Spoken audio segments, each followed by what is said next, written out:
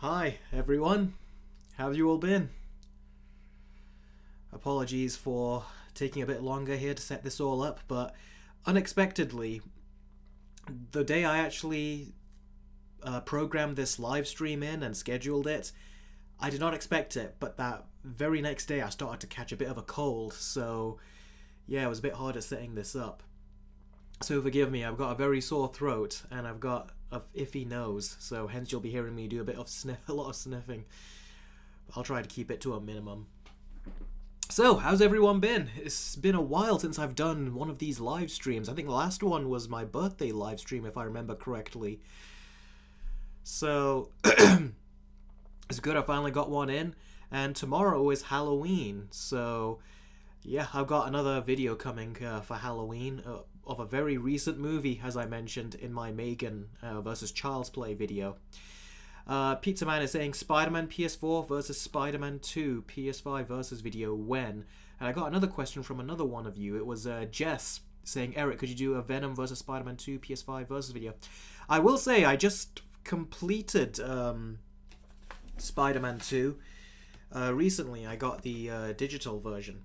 I just completed it recently, and the reason why is because I actually do intend to do a versus video with the first game, so that will be happening. So it'll be very hard. There's a reason I don't do versus videos with games very often. I think I've only done one other one before, Injustice 1 versus Injustice 2, but they are very hard to make, and they take a lot of time, so you're going to have to be patient, but I will try and get this one out, but it's going to be very tricky to do so.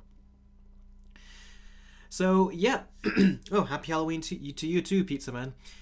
Ethan's drawing says they're all doing pretty well, so Jess is doing very good. It's great to see you're all doing very well. I think I'm the only one not doing too well, because I am actually catching something. I have a bad feeling that tomorrow I will actually be sick or something, so we'll see what happens.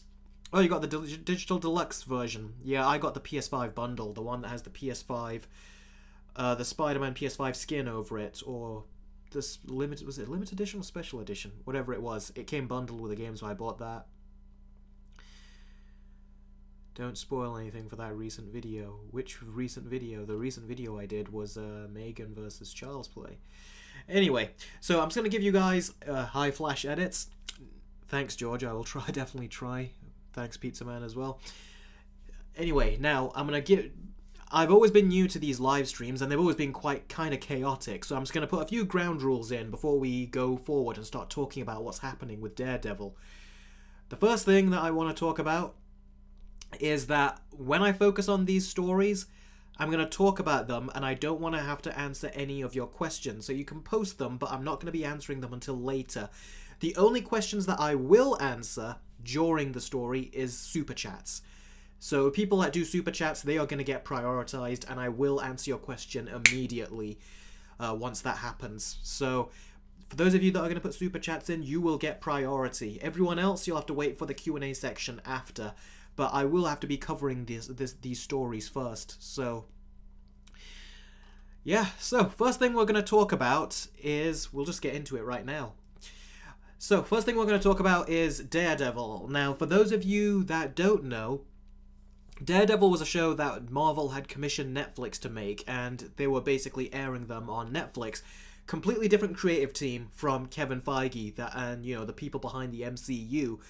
So those other people were making the Daredevil show, and then Jessica Jones, and then Iron Fist, and then Punisher and Luke Cage.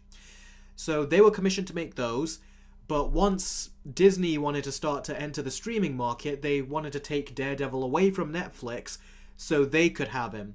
And it's funny how long Disney Plus has been, operational, and yet they have not even used Daredevil yet. They've used him in one spot in She-Hulk, but that is literally about it, and it wasn't a very flattering portrayal either. And they used Kingpin as well, and that wasn't a particularly flattering portrayal either in my opinion, and in many people's opinions. And the only show they've got out of Daredevil so far is the Echo show, which apparently they have zero faith in, which is why they've decided to, for the first time, release all those episodes on day one.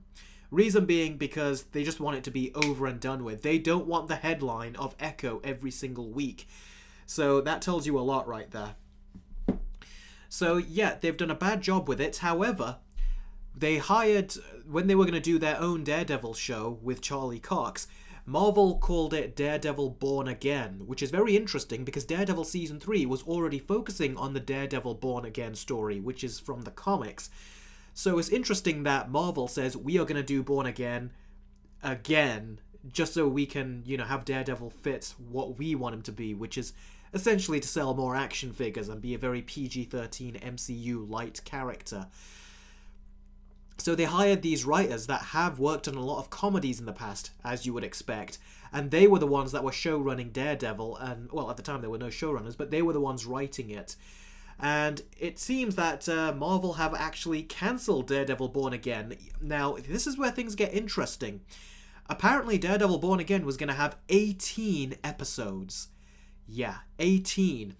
Now, TV shows have not done 18 episodes since going back to, like, cable TV days. On streaming services, they tried to bring those numbers down, so we got like 13 episode shows, which is what Daredevil fell into that camp.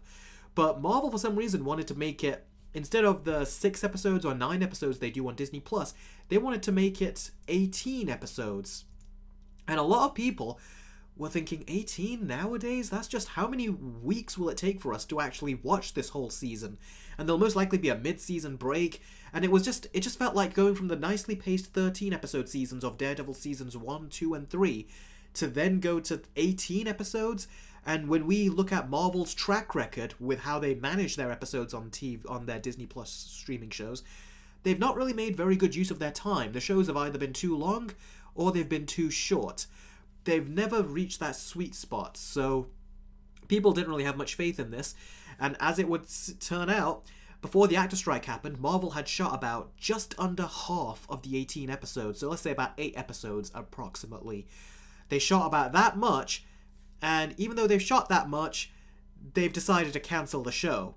Because apparently, from what people have said on the inside, the show, and these are the reasons that I have heard, well, before I go into that as to why they cancelled it, I'll just tell you what the show was supposed to be. The show was supposed to be a week-to-week kind of like filler episode show with a plot building in the far background. That's what they were trying to do. It was meant to be very week-to-week. That's why they had 18 episodes, because they were planning to put a lot of cameos in each of them. Some people were expecting they were going to be putting Spider-Man in there, because Spider-Man and Daredevil have teamed up in the comics and in the 90s animated show. So that's what they were going to try and do. And they also wanted it to go into their ABC sort of like channel network, so they wanted it to be very much like sort of like your Freak of the Week type affair with a plot building in the background. So they kind of wanted to do what the CW shows do, which was like what The Flash did or what Smallville did back in the day. And it was going to be following Matt Murdock in court. But if you look at Marvel, they're not really that smart when it comes to the courtroom sessions. So they tried, but it was not very good. And Iron Warrior did a super chat, goes off topic here, but have you finished Bad Batch 2? Yes, I have finished Bad Batch Season 2 a few months ago. Very good show. So yeah, that's what they wanted to do. They wanted to do week-to-week filler episodes, with some episodes even giving no progress to the actual story. So that's what they wanted to do. And it was going to be, like I said, full of cameos, but the cameos, a lot of people suspected, and I thought the same thing too, the cameos was going to be very much a way just to distract you from the lack of story. So Marvel were pulling a sly one, basically. They were going to be like, yeah, there's not much story going on, but we're going to hopefully get a lot of people praising the show, mainly because of the cameos we were going to put in. So that's what they were trying to do.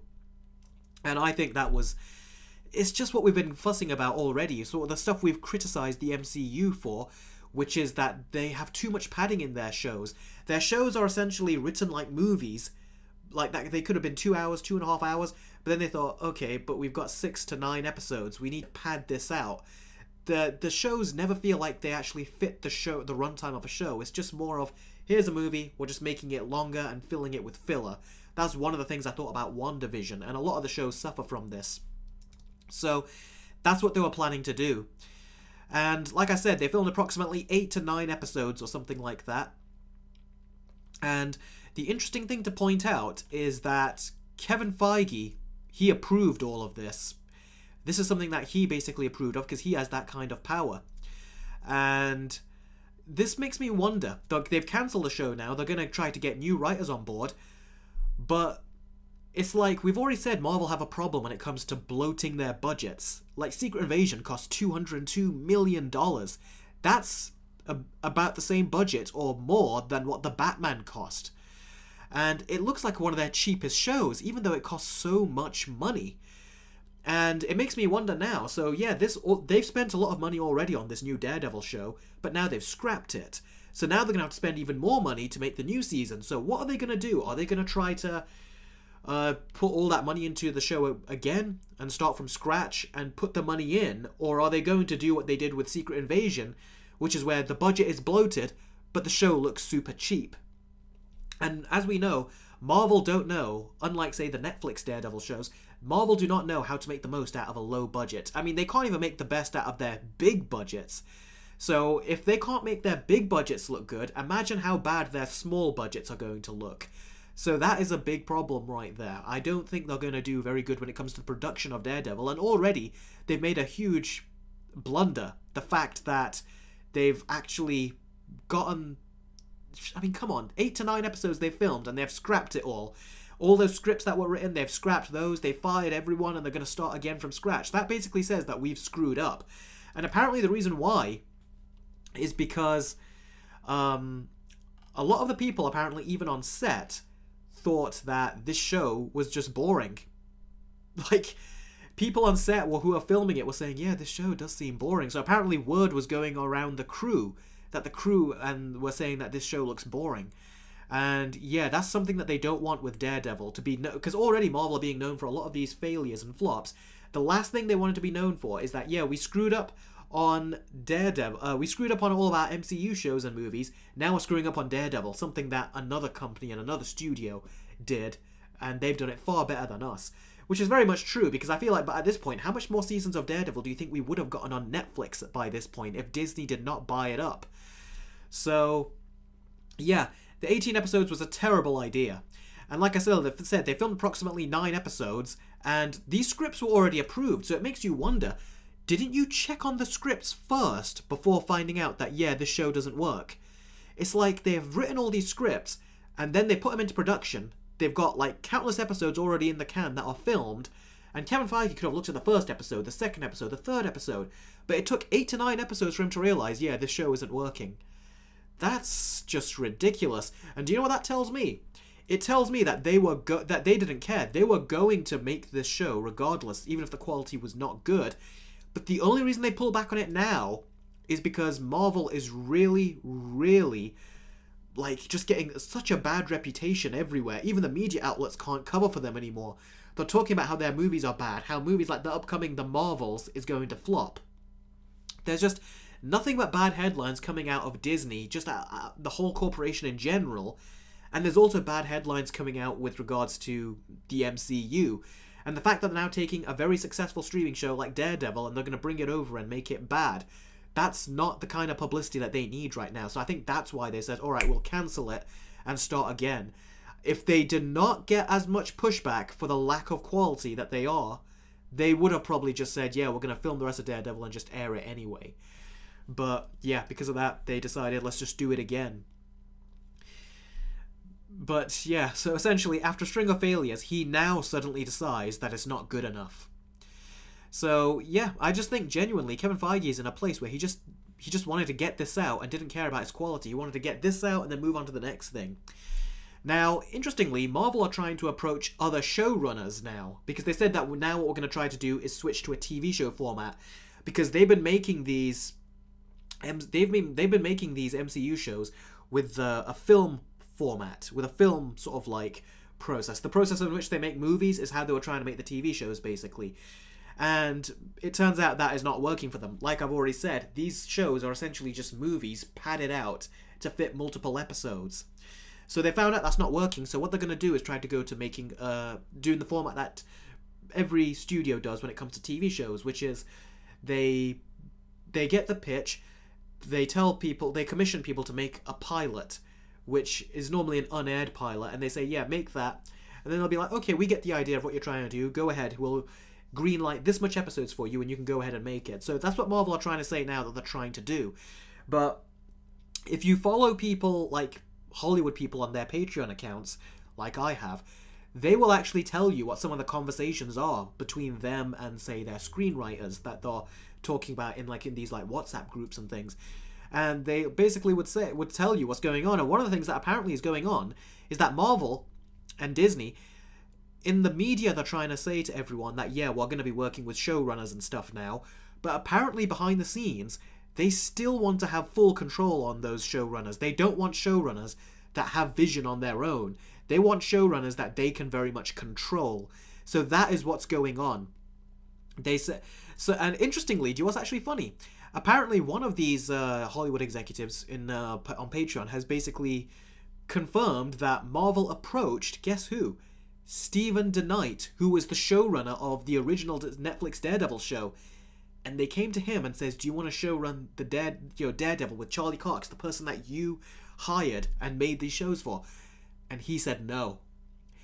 That should tell you that when the person that even created this character of Daredevil said no, and the person who created the show doesn't want to come over to Disney and work on the show, that should tell you a lot that showrunner knows what Disney is like, and they know that Disney want to get full control over them, and they don't want to attach their name on something that Disney ultimately have all the creative control over, because then it'll be bad publicity for them. And that apparently is something that's going around. A lot of people know about that in Hollywood, about Disney, so they don't want to write for them because they know they're not going to have any control. So yeah, Marvel are still trying to gain control over them, over their showrunners. But they did get one showrunner, and the showrunner they actually did get, it was just recently announced. They got Dario, I'm going to have to say his name here, and the second name seems very hard to say. Dario Scardapane. I might have said that wrong. But basically, they hired him as showrunner, and he was the showrunner of Netflix's Punisher show. Now, to me, that's not a good choice. The reason why is because I was looking so forward to the Punisher show, and I found it so freaking boring. There were good episodes in there, definitely, but it was one of the Netflix shows, because unlike Daredevil I think was the only great Netflix Marvel show. The other shows, Jessica Jones, Luke Cage, Iron Fist, and even The Punisher, they did not spread out their 13 episodes very well. It just felt very, very, very, boring. They were filling it with plot lines that were so old and just not good.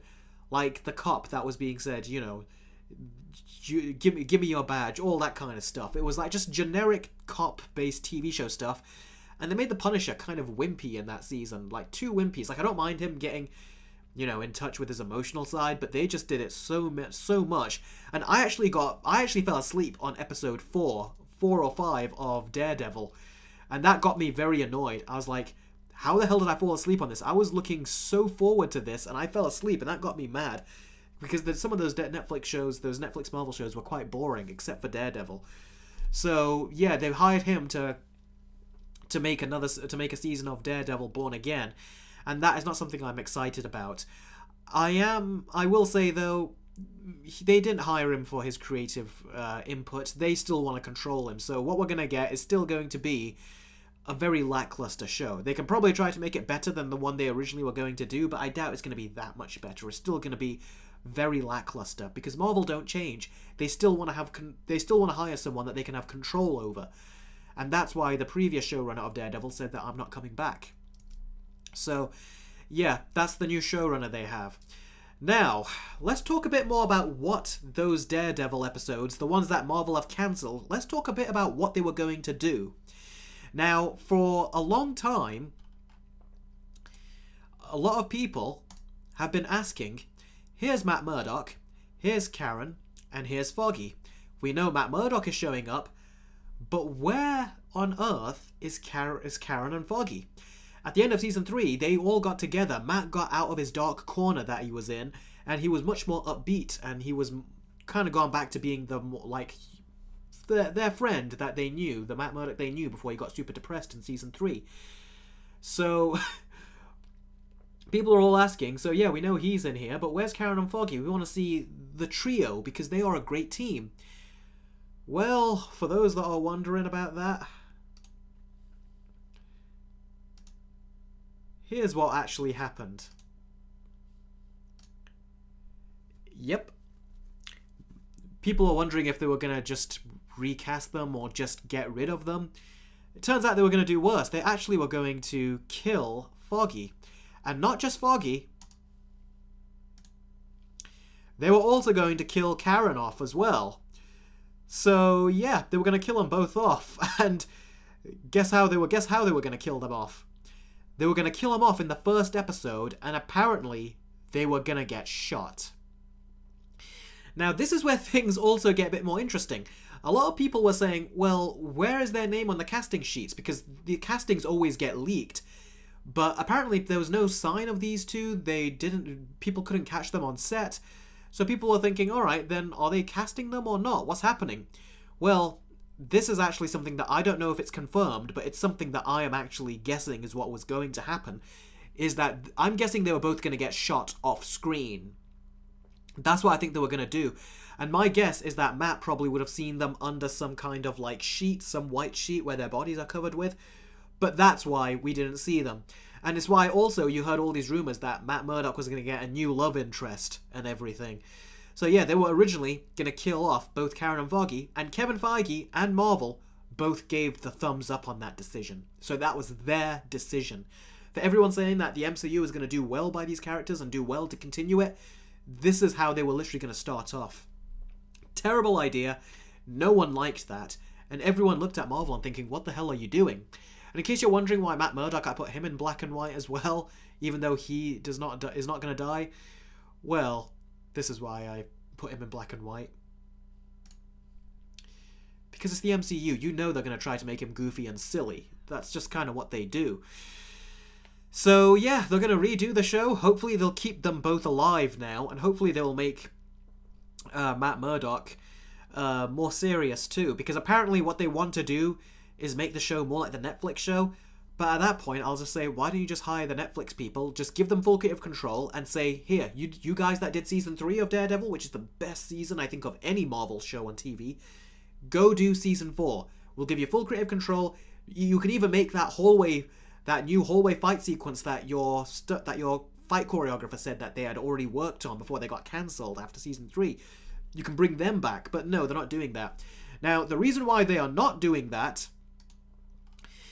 is that, bear with me a second, I've got all my written down information here so I can give you guys the correct information. The reason they don't want to do that is because they have to pay royalties to all the creative teams that made the Netflix shows. They don't want to have to pay them royalties or any additional fees for that. They have to pay them, basically. And I think the reason they don't want to pay them, but I think that is really stupid, because it's not like, look, I get that you don't want to pay people that have not had anything to do with your show, but at the same time, look at it as paying for quality control. That's what you're paying for, Marvel. You are paying for quality control, because right now there is no quality control in the MCU, and it's like the people that have quality control over Daredevil, they're practically gift wrapped to you, and you can get them and bring them in. But unfortunately, they don't want to do that, and it makes no sense to me, because they don't want to pay all that money. But it's like, but just look how much money they're blowing on every other project. All Disney projects are bloated. If they spent more smartly, they could actually say, all right, this is an investment that we're going to do, so we can bring on the good writers of Daredevil and get them to continue writing for Daredevil. So this is my argument. Rather than paying $300 million on the Marvels, not counting marketing, and, well, just under $300 million to be exact. So essentially, we'll just round it up. $300 million on the Marvels, $202 million for Secret Invasion. Daredevil is one of the MCU's biggest heroes, I would say, out of their entire slate, taking out the Fox heroes and everything. You're paying to basically maintain the dignity of Daredevil, because if you look at She-Hulk, they rid him of his dignity. The way he was walking in broad daylight with his shoes off, that looked so stupid. So, you hiring the showrunners from the previous shows, arguably the best seasons of any Marvel TV show, is you maintaining the quality. But for some Marvels, they just don't want to do it. For them, I don't know what is going on in their head. It's like they're wasting so much money on other things that people didn't want to see, but when they can just very simply spend money on stuff that people do want to see, they don't do it. So that really is quite ridiculous. It's like, You have to be a special kind of stupid to have access to this much money and still screw up so spectacularly. I mean, Netflix, like I said earlier, would have given us multiple new Daredevil seasons by now, and they would all be better than whatever the MCU attempts, each of those seasons. So, yeah. And give me a second, I just gotta bring this information up here.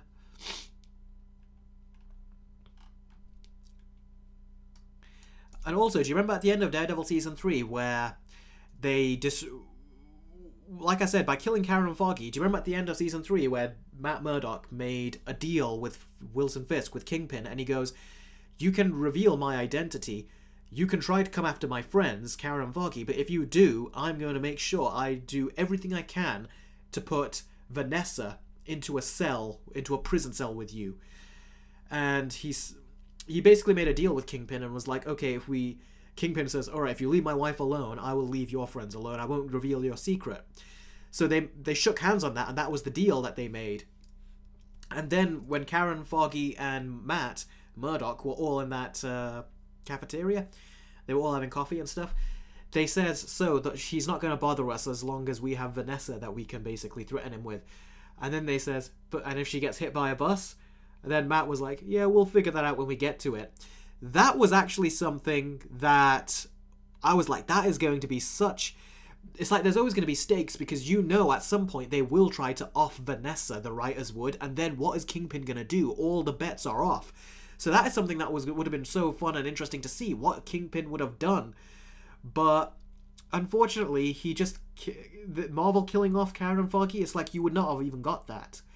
But at the same time, I think they're going to do a reboot on Daredevil, because there's all these rumors. Will it be rated R? Will it not? Will it be a reboot? Will it not? Marvel are not saying it because I think they're afraid to say it, because they know people are not going to take well to it. But if you look at how Deadpool is going to be rated R, and they've already announced that, I think Daredevil, if Born Again was going to be rated R, they would have announced it so early. The fact they haven't shows that they are just either in two minds, or they're going to make it PG-13, or they just don't know. So, yeah, this is the MCU for you guys. It's like they just don't know what they're doing, and they just continue to keep going on a downward spiral. And the Marvels apparently is projected to have the worst box office opening weekend for any MCU project. So, yeah, things are not looking good for them, and I gotta say, I'm kind of happy about it. Because I feel like the only way for them to really learn is if they just really, completely fail and then have to build themselves back up. They need to be humbled, because they clearly had the mindset that we can make anything and you guys will just watch it. So yeah, that is basically what I think they've done with that. Now I'm going to do a poll with you guys that you can all vote for. I've never done a poll on here before, so this will be the first time. Let's try and do this. Okay, I'm gonna ask you, did the MCU's Daredevil Born Again, did the MCU's cancelled Daredevil Born Again show sound good to you? Heck yes, or heck no. And I'll just add a third option saying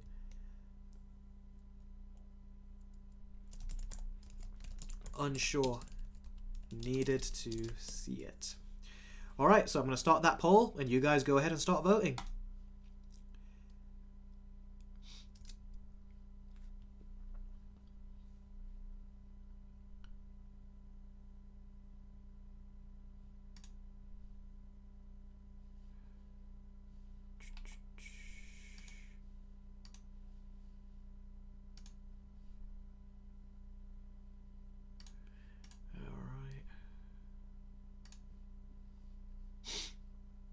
So there's 33 votes.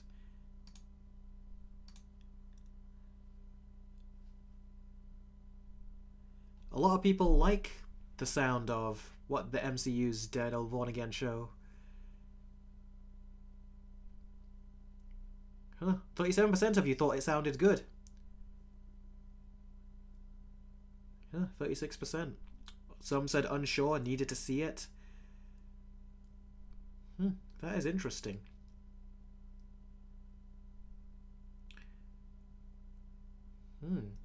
Going by the chat, it seemed like a lot of you did not like the idea of this show, but when I said, did the MCU's cancel Daredevil Born Again show sound good to you?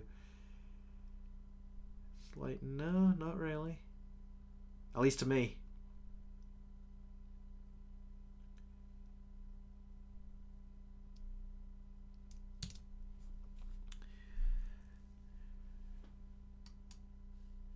Yep. Bear with me a second, I just gotta bring up this panel back. Alright, so I'll end the poll soon. Alright, so we're gonna get... I was also gonna say, if you take a look,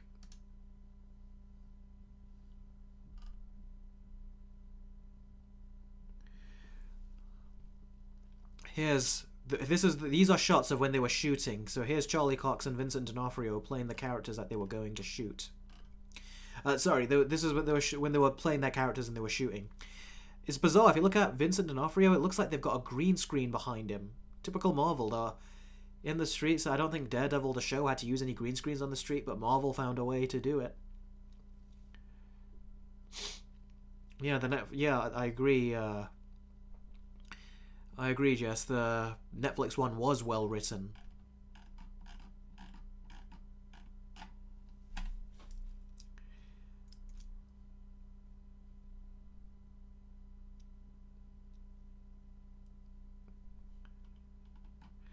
Some people are saying, how do they fix my vote? Okay, you know what? I'm going to end the poll. I'm going to start it again, because it seems like quite a few of you have actually made mistakes. Let's just end the poll. And let's put another one up.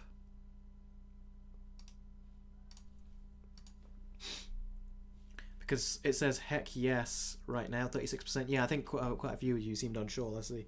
Let's do that again.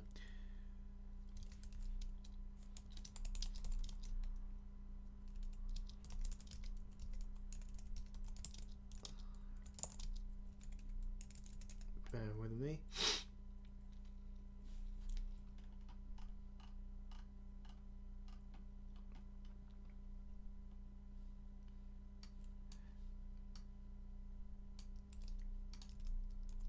Okay, so I said on the question, did the MCU's cancelled Daredevil Born Again show sound good to you? Yes. No.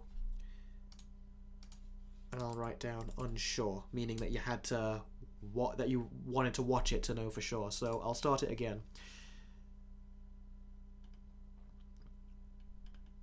All right, get voting.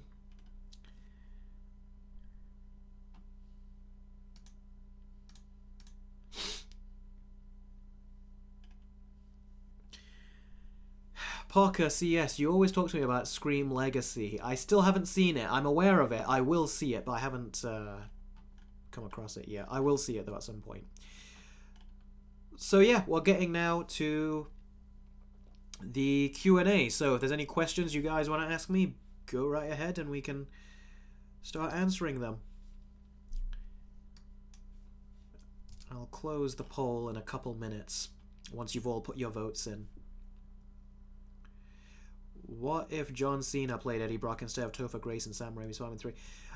John Cena is doing good now. Back then, he wasn't really someone you would take seriously. And I don't know, was he even acting in 2007? Oh, I apologize. Like I said, I'm catching something. Okay, are you excited? Let's see, the poll is getting in the way of me reading your questions. Joseph says, I misread the first vote, so thanks for the second vote. Yeah, that's no problem. Are you excited for the next Godzilla film? There came a point where I stopped watching them all the way through, and I just started to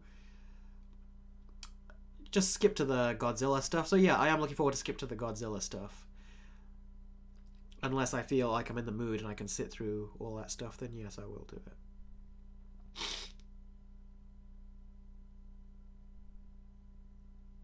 Ahsoka sucks. I don't think Ahsoka sucked, but I do think that it needed to be... Given the place where Star Wars is in, it did need to do more than what it ended up doing. But that being said, if you've watched a lot of Dave Filoni stuff, he promises a lot of stuff in Season 1 where I'm like, I'm certain he's going to pay them off in very interesting ways. But I can see why others were just not enthralled by it. I do think that it could have been better, even by his standards.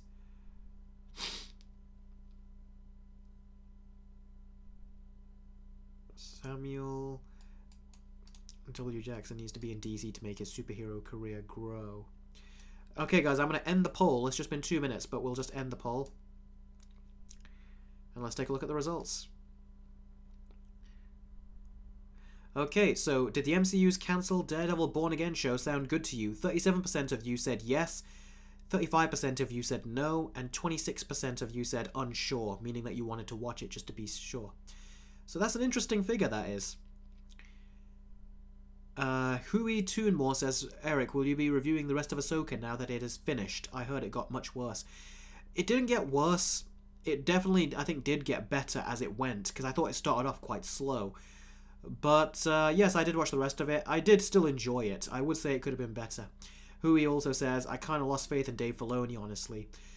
Yeah, that's perfectly fine if you think so. Although I will say, if you want to get that faith back in and know what it is that we all love about Dave Filoni, you need to watch the Clone Wars. That, to me, is like my favourite Star Wars of anything. Like, anything Star Wars related, that's my favourite. Ahsoka needs to be animated. I do agree. I think animation would have been much better. The original voice actors and everything, yeah, it would have been better. Do you think Mandalorian Season 3 was disappointing? I still haven't finished watching it. I watched a few more, but I still haven't finished watching it all the way through. Because I heard that it didn't really get much better, so I didn't want to bother. Feather Guardian says Gen V is good. Gen V is really good, which is funny because I did not like the first episode. I thought it felt too modern, sort of like with teenagers in school talking with like a lot of modern lingo and their stuff. I was like, I don't like any of this. But once the story got going, the characters got much more interesting. So I really hope they drop this whole modern way that these kids talk at school, because they just come across very much like caricatures, I do think. So once you start to see more of their personalities, I do like that a lot better. So the characters are a lot better. And I just last night saw episode 7, I think it was. 1 episode to go, and I really can't wait to see what happens in there. I wonder if they bring in any of the boys' characters in there. Like, imagine if Homelander just drops down in this episode. I do wonder. But that's me speculating. Okay, I've got a $5 super chat from... Let's see who it was. Oh, I've got Iron Warrior did another super chat as well. Thank you very much. The super chats really do help towards making my YouTube channel a living, so thank you very much. I do appreciate that. What did you think of Lars Mikkelsen as Thrawn? I thought he was very good. I do think he could have been better, because I was also rewatching Avatar: The Last Airbender recently, and when Azula shows up in Season 2, Episode 1, her debut had a much bigger impact than Thrawn's did in live action, and that was a Nickelodeon show. I think they really should have looked at that. When she talks about, does the tide command this ship, and she said that to one of her people, that was such a fantastic opening and introduction for her character. It really showed what kind of person she was like. And I think they should have done more of that, honestly. I really do think that they should have done that with Thrawn. But I think they're waiting for him to do his stuff in the later seasons, but they really should have made him debut with more of a bang. But I do like the actor that played him, but I just think the writing needs to be more punchy with him, I think. Hi, Eric. Just out of curiosity, this is Miles Adair, who did $5 super chat. Thank you very much for that. Hi Eric, just out of curiosity, have you considered maybe not watching any MCU movies, like skipping them at all? I may be done with Marvel after Guardians of the Galaxy 3. Yeah, I don't want to watch the Marvels. I don't want to watch the Marvels. I don't want to watch the Echo show. I don't want to watch the Ironheart show. There's a lot of shows they're releasing where it's like, no one cares. And there was also a leaked episode list of What If Season 2. And of all the possibilities they could have done with a What If storyline, the stuff they went with was just so freaking boring. So I am just surprised. At this point, yeah, I am pretty much stuck with Marvel. A lot of people are. I am looking forward, actually, to seeing the Marvels flop. Because like I said, I feel like the MCU the MCU are not going to really try harder unless they feel like their bottom line is affected. And I hope that they get enough of a kick in the ass, basically, to say, okay, we need to try harder, because they're not trying harder. So yeah. But yeah, I've definitely considered just skipping them all or just stopping them. I'm only considering watching the ones that seem interesting to me. Like Deadpool 3, I'll give that a watch, because I feel like Ryan Reynolds, the fact that he's managed to get that movie to be rated R, it shows that he's really a good businessman. He wants to try, and he doesn't want Marvel to ruin that for him, basically. So I wouldn't be surprised if that PG-13 version of Deadpool 2 was his idea of showing Disney saying, alright, I'll make a bet with you. If people react well to this PG-13 Deadpool, I'll be PG-13 Deadpool for you. If they react poorly, then it's got to be rated R. And I feel like the poor reactions to it made them think, okay, we got to make it rated R. So I wouldn't be surprised if Ryan Reynolds made that bet with them. Hey Eric, have you ever considered doing a character-on-character comparison versus video, and how long do you think the channel is going to go? I hope the channel can go on for as long as possible. Like, I don't have any plans on quitting anytime soon. And in regards to doing character-on-character comparison, I do that in every video. I've got literally a segment called Characters. So there'll be no point doing it just a video about that. Although there are certain videos that are not versus videos where I talk about character. So, yeah. Eric, do you think that Marvel... Jess is saying this. Eric, do you think that Marvel should be shut down? Where is it? Where is you? Oh, there we go. Be shut down or sold to another company like Universal. I don't want Universal to be getting Marvel, because they are very bad when it comes to copyright claims. Could you imagine if, when I make videos on, say, Warner Brothers movies or Disney movies, how much harder it would be for me to deal with copyright claims? Also, I do like when all these studios are kind of separate. Except for Disney. I feel like Disney have lost their identity now, that if they were just to fall under, I wouldn't care. You'd have their old backlog to kind of like look back on, but I don't care about modern day Disney no more. So yeah, if they get shut down, I genuinely do not care. Who would replace Jim Carrey as Eggman? When was Jim Carrey Eggman? I don't really quite understand the question. I'm sorry about that.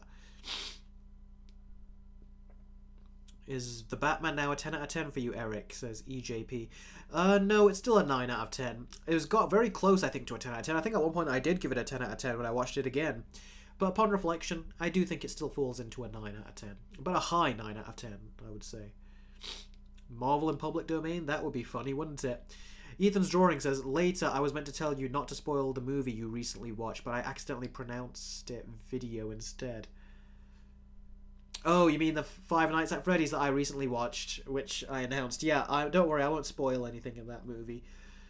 I will say, though, that I just watched Five Nights at Freddy's yesterday, and just before this live stream, I spent like 3 hours or over 3 hours editing that Let's Watch video. And that Let's Watch video is going to end up on my Patreon. So if you want to see my reactions to Five Nights at Freddy's, I'm releasing the video on Halloween tomorrow. So head on over there and you'll be able to watch that reaction video. It's an hour-long video. I give you an introduction at the beginning of the video, what I think about Five Nights at Freddy's, or what my exposure to the franchise is. And then I watch and react and comment over the movie, and then at the very end I give you my overall thoughts. So you get a ton of video in that, you do. So it'll be really worth the money on that. Speaking of which, Iron Warrior, thank you so much. That's a $10 donation that you've done. Thank you very much. Want to support the channel here, love the content. Have you watched Andor? Thank you very much. I'm glad you love the content. I put so much hard work into it, and that's what I love to hear when you guys do enjoy the content. Definitely feels like a completely different tone from the rest of Star Wars. What would you rate the 3 seasons of The Boys? That's like about 2-3 questions in there. That's good. Andor, yes, I do. I saw the first episode. I don't like what they've done. It's very political, which I like, and if you watch Star Wars The Clone Wars, there's tons of politics in there. But the Clone Wars found a way of making the politics entertaining. Andor found a way of making the politics just feel like politics. And it felt quite boring. And I've still not seen episode 2 yet. So, yeah, from what I've seen in the first episode, beautifully shot. I think it's one of the better looking Disney Plus shows. Better looking Disney movie, like better looking than, I'd say, even the Disney movies, I would actually say. But no, I haven't finished watching it yet. I will at some point, but I'm in no rush. Definitely feels like a completely different tone from the rest of Star Wars. Yes, it does feel like a different tone. But I wouldn't say it's the darkest. I would say from what I've seen, based on only the first episode, I thought that the darkest is still the Clone Wars. The Clone Wars got super dark at times, and it feels like it made an excuse of saying, oh, we're animated, so it's not as dark, when really it still was.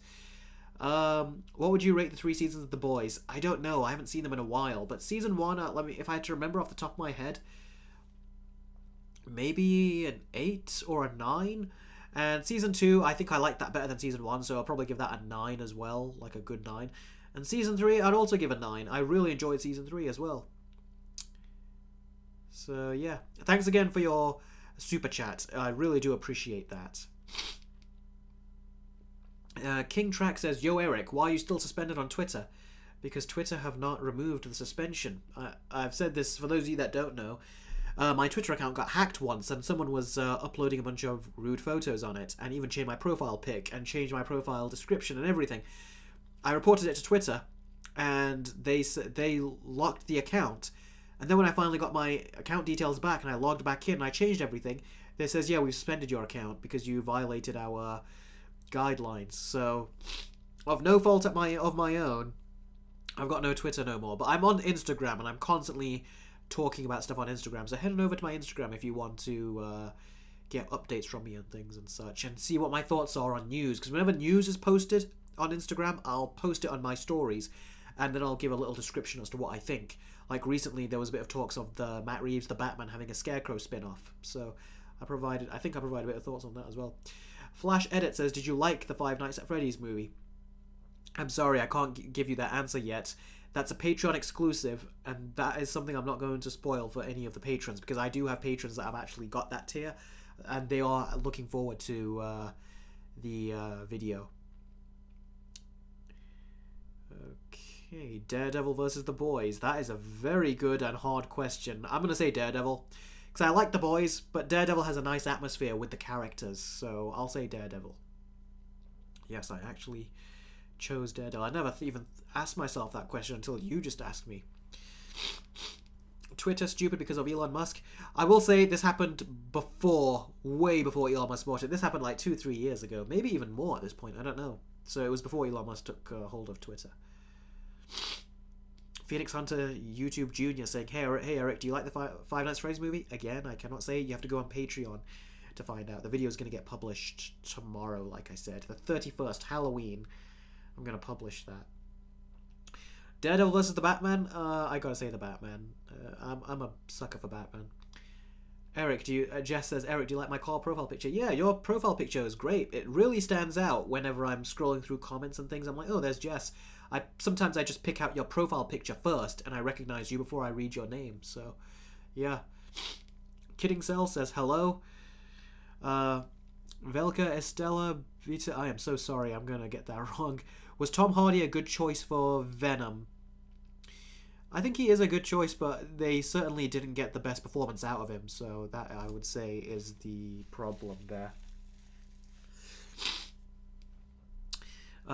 Jacoby, I'm sorry if I butchered that again as well. I was wondering if you could do a Monster House review since it's Halloween. I love Monster House. I saw that as a kid. It was one of the great kids movies at the time that, that tried to scare you as kids. I remember there was some scary imagery and stuff in that freaked me and my brothers and sisters out when we were younger, but we didn't want to quite admit it. But we did eventually afterwards. Great movie. Great Halloween movie too, so yeah. I'll try to cover it at some point, but I need to cover it on something when I feel like I want to talk about it. Right now there's other stuff to talk about. Nether King says, what videos are you working on? Well, I've got some videos in the pipeline, but right now it's just a matter of trying to prioritize certain ones. So I'm trying to prioritize Spider-Man 1 versus Spider-Man 2. Now that I've finished all these Halloween videos, I've got my notes written. I'm going to have to start writing the script for the Spider-Man 1 PS4 game versus Spider-Man 2 PS5. And that will be very tricky. So that is my priority right now. I've also got another video which I'm thinking of doing, which is basically taking Indiana Jones and the Dial of Destiny, the leaks that came out for it, and comparing it to the final movie that we saw. And we'll see which one, how close were the leaks? Were they true? Were they not? That's something I'm working on too, but it'll take a bit. And then I'm also working on a couple of Puss in Boots 2 videos as well. Can you do more videos on kids' movies? There are some childhood kids' movies that I want to do more versus videos on, but at the moment I'm picking up the stuff that I feel like is trending.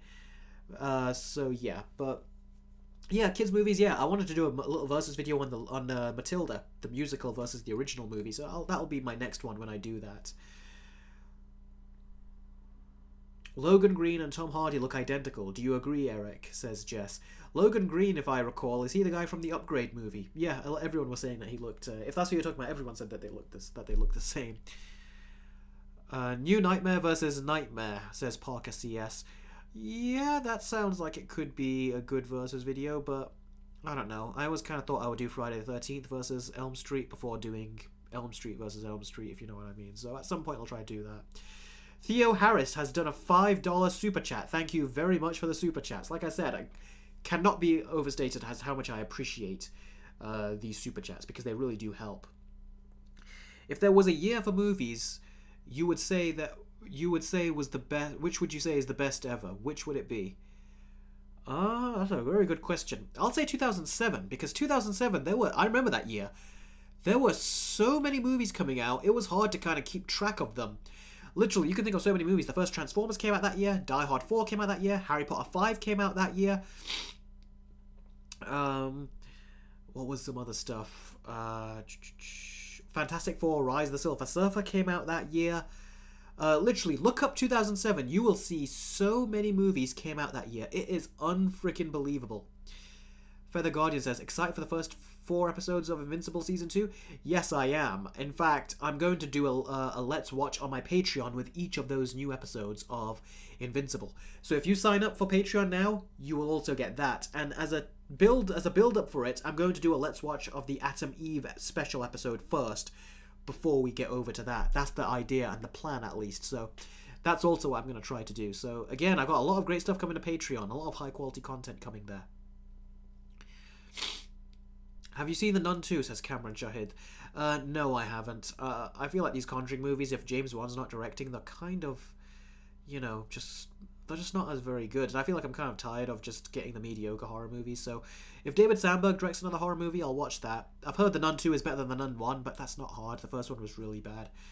So that's good to know, but no, I've not seen it. I probably won't. I'll probably only watch it if I have nothing else to watch. Nate says, are you sick? Yes, I am. I'm catching something. And I did not expect that when I scheduled this live stream. What's your favourite Indiana Jones film? The third one, The Last Crusade. To me is fantastic. I really do love that one. And yes, I do think it's better than the first. And I also really enjoy the second film as well, Temple of Doom. It's a lot of fun. The darker of the 5 movies. Let's be honest, there's really only 4.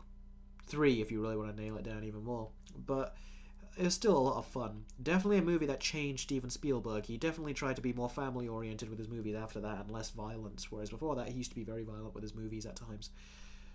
Have you seen Mission Impossible 7? Yes, I have. I even made reference of it in my Indiana Jones 5 versus video, where I talked about the brilliance of the character of Grace, Haley Atwell's character in that, versus Phoebe Waller-Bridge's character of Helena in Indiana Jones 5. I actually make a comparison of how similar the characters are, but how Mission Impossible did it better. Whereas, Indiana Jones 5, it was kind of done the Kathleen Kennedy way. Flash edits. What do you think of Hulk 2003? I liked it when I was a very little kid, and I saw it in theatres back in the day. I did not like it as I get older. There's some cool stuff in there, but the movie as a whole just doesn't work. Kidding Cell, $5 super chat. Thank you very, very much. Again, seriously, thank you very much for all these generous super chats, guys. I really appreciate them. How would you feel if Beyond the Spider-Verse were to end with another cliffhanger, and hope you feel better? Oh, thanks very much. Well, I think I'm going to feel worse before I get better, as all illnesses and colds go. But yeah, thank you very much. I appreciate that. I would not be happy if there's another cliffhanger, especially because we're going to most likely have to wait another 4 or 5 years for the next Spider-Verse to come out, because apparently they've not even started. I don't know if you guys were aware of this, but apparently there were a lot of VFX people saying that I don't know where they got that release date that we're going to release Beyond the Spider-Verse 1 year after Across the Spider-Verse, because we haven't even started on Beyond the Spider-Verse yet. So how can we get it done in a year? They said it's going to get delayed, and look at that, it did get delayed. So yeah, but I wouldn't want another cliffhanger. Let's just conclude this story. If you want to make more movies after it, that's fine, but conclude this story at least. That's what I think. Sadman 2000 says Superman 78 versus Batman 89. Batman 89. A lot of people have grown up with Superman 78, but for me, I grew up with Batman 89. There's actually family videos we have of me watching it as a 3-year-old.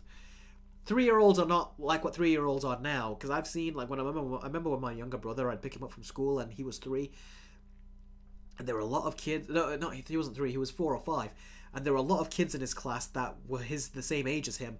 And I was like, man, I remember when I was 3, I looked older than these kids did. The same with my other brother and sisters. So I was like, man, a lot of kids back then, they seem to like just mature quicker than the kids did of my youngest brother's generation. So I wonder now if they look even younger. But back then, trust me when I say, 3 did seem more mature than it does now, and I really enjoyed Batman at that age. I was also my parents' first, the firstborn, so they were more careful with my brothers and sisters down the line of what stuff they let them watch. Snow White versus video, says Alcabarton 313. That was the idea, but Disney got scared and they've delayed Snow White a whole year because so instead of March 2024 when it was going to come out, now it's going to be March 2025. So yeah, they got scared, and I think the South Park episode that came out recently, that great South Park episode, I've heard that 24 hours later, that's when they pull the plug on Snow White, and so we're going to release it a year from now. I think they blame this writer's strike, but of course they blame the writer's strike. There's no reason to blame the writer's strike, though, because that movie is so far off. The writer's strike could be over by then, and everything in the movie is shot. And I think they already did reshoots, too, so yeah, there's no reason to delay it because of the strikes. They're just using it as an excuse, as a smoke and cover. It's like, that's all it is. They know they screwed up, and they're going to have to spend so much more money fixing it now, and then when it releases finally, it's not going to make enough money back to get a profit. So I think Disney, as well as failing this year at the box office with every single movie, they're going to fail next year, I think, with every single movie, and they're also going to fail the year after that, starting off with Snow White, most likely. So yeah. Logan Miracle, long-time viewer, says, how's your day, Eric? Mine is, I'm sorry that you're not having a very good day. To be honest, I've had a very busy day, and I'm catching a cold, so my day is good, but not great. So I hope you're the best. Whatever's causing your day not to be great, I hope things get better. I just realised it's getting a little harder to breathe. I don't know if my nose is getting more blocked as we go, because the later it gets, that's usually when a cold peaks. MCU or DCEU? I'll say DCEU because I like the Flash movie, I like the Shazam movie. I haven't seen Blue Beetle yet, but I do think, and Aquaman's coming out, Aquaman 2, I think the trailer, I still love Atlantis underwater, seriously I do. So I think if you were to look at, the universe building is complete tatters, but if you were to look at the individual movies as individual movies, I do still think that their individual movies are still they're entertaining. And I think they are far better than what Marvel is doing if you look at their shows and movies coming out lately. Like Ant-Man the Wasp: Quantumania, and She-Hulk and stuff. I think DC is doing better. Sadman 2000 says, I feel bad for you, Eric. Why'd you feel bad for me? Is it the cold? You don't feel that bad for me. We all get sick. All of us do. Cameron, but thank you. I appreciate that. Do you think... Cameron Shahid says, do you know the early reviews for Aquaman 2 don't seem to be good? I've heard that, but at the same time, early reviewers, they've also given really good reviews to movies like Green Lantern and the first Suicide Squad. So, I don't put much faith in them, because if you look at also early reviews are saying that The Marvels is great. And a lot of early reviews were saying that The Flash was great as well, but look at that, a lot of people didn't like it. And the same people... That happens all the time. Don't listen to early reviews. Wait for the actual reviewers that you trust. That's my best advice to you. Blue Beetle is underrated. I still haven't seen the movie, so I can't say, but that's what I hear. Jess says, Eric, the South Park Pandaverse episode made fun of Kathleen Kennedy. It was hilarious. Were you laughing at it too? I was. I laughed so hard at one point when he was going hard on Bob Iger as well, the scene where he's talking to the therapist, Cartman. And he was telling that whole bit. I actually had my jaw on the ground, and I was like, what the fuck? Like, how did you actually get that through? South Park have always done that. I just wish they would have done it sooner, but the fact that they've done it now means I think the industry is going to look at this now and think, yeah, we need to pull back, because once South Park makes fun of you, you're kind of becoming a public laughingstock. It's not going to be like, oh, but they're doing right. It's like, no, they're doing wrong. So yeah. Rogue the Bat equals Catwoman. I don't know what that means. King of the Monsters 2021 says John Wick 4, Fast X, or Mission Impossible 7. Mission Impossible 7 is the better movie. Then I would say John Wick 4 and then Fast X.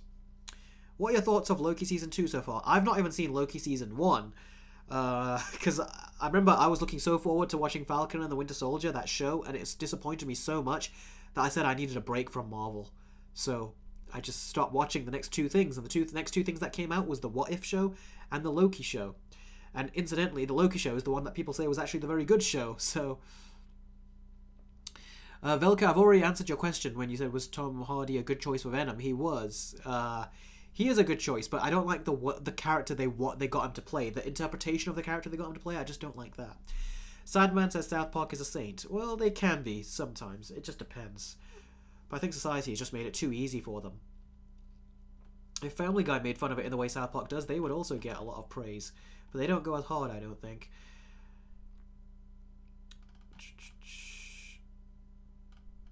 Yeah, Vilka, I've already answered your question. You keep asking it, but I've answered it. Was Tom Hardy a good choice for Venom? Yes, I've already said he was.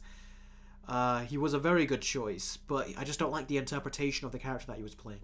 So please, I don't want to ban you, but please don't ask that question again, because I've already answered it like three times now.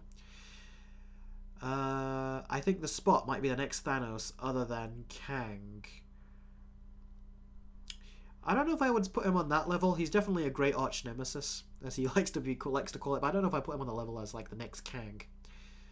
Have you seen Haluva Boss? What's Haluva Boss? That sounds familiar, that does. Let me look that up. What's Haluva Boss? Oh, it's a show. Oh, it's an animated show, a mature one. 21 episodes, came out 2019. No, I've never seen it, but I have heard of it. American Dad is better than Family Guy. That's interesting. They're both made by the same guy.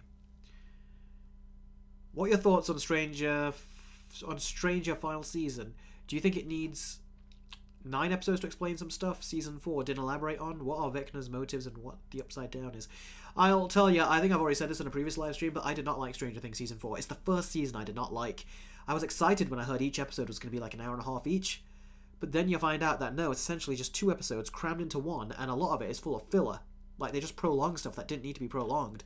So yeah, I didn't like Stranger Things Season 4, and the character of Will in that, I was kind of defending him, because there were people in my family, and like even people online that were saying, man, Will just gets so annoying, but I was like, no, just think about what's going on, and I was defending him. But Season 4, he was such a wimp, crying at every corner like a little girl. At one point, he did the shot that girls do when they cry, when they go like this in front of the camera and cry. I was like, dude, I was accepting of it at the beginning, but he just was like moist throughout the whole show, the whole season. And I hear the next season is going to be mostly about him. I've heard that it's going to be, I don't know if mostly, but heavily based on him. I'm not looking forward to that. I really am not. Thoughts on Toby being a potential lead in Secret Wars, says QJC. That is a very good question, and I'll tell you what. Toby is not the only one that's going to be a lead in Secret Wars. The rumor is that Tobey Maguire's Spider-Man is going to be the lead, Ryan Reynolds as Deadpool is going to be the lead, and Hugh Jackman as Wolverine is also going to be the lead. Isn't it very telling that Marvel are not putting any of their own superheroes as the leads? They're getting superheroes from other franchises or other studios, and they're bringing their successful heroes and making them like the leads of their Avengers film. That says a lot. But I don't trust that they can pull off those characters, but we'll see. Theo Harris does another super chat. Thank you again. Thank you very, very much for this. For these super chats. What rating would you now give The Force Awakens? I know you were high on it when it first came out, but then episode 8 and 9 made it worse for you. Yes, it did. I always say, the sequel can either make the previous movie better or worse. And in terms of The Force Awakens, it made it so much worse, because The Force Awakens had so much potential. That's what made it so exciting. Your mind was going to all these creative places as to what they can potentially do with it. But then they just did all the most lame possible continuations and story choices they could. And it made it boring. I was like, I don't care about this no more. So yeah, I did actually go back to a scene or two several months ago on Force Unleashed. I just couldn't watch the movie no more. Like, I couldn't look at it because I was like, it just reminded me of all these bad things that it did later on, and I was like, I cannot watch this no more. Like, even when Han Solo says to him, was it Mars Kanata, where did you get this? When she gives him Luke Skywalker's lightsaber, and she goes, that's a story for another time. Here, go. It's like, that didn't even get answered. Back then, I thought it was going to get answered, but it didn't. So yeah, I think the movie is worse. If I had to rate it out of 10, I'd probably give it a 2. The only reason it gets a 1 now is because the movie still looks beautiful technologically. It was put together with great quality and standards, but I just the rest of it just ruined it, unfortunately. Queer Shane Glines fan says, I love your Indiana Jones video. Oh, thank you very much. That took me a long time to make.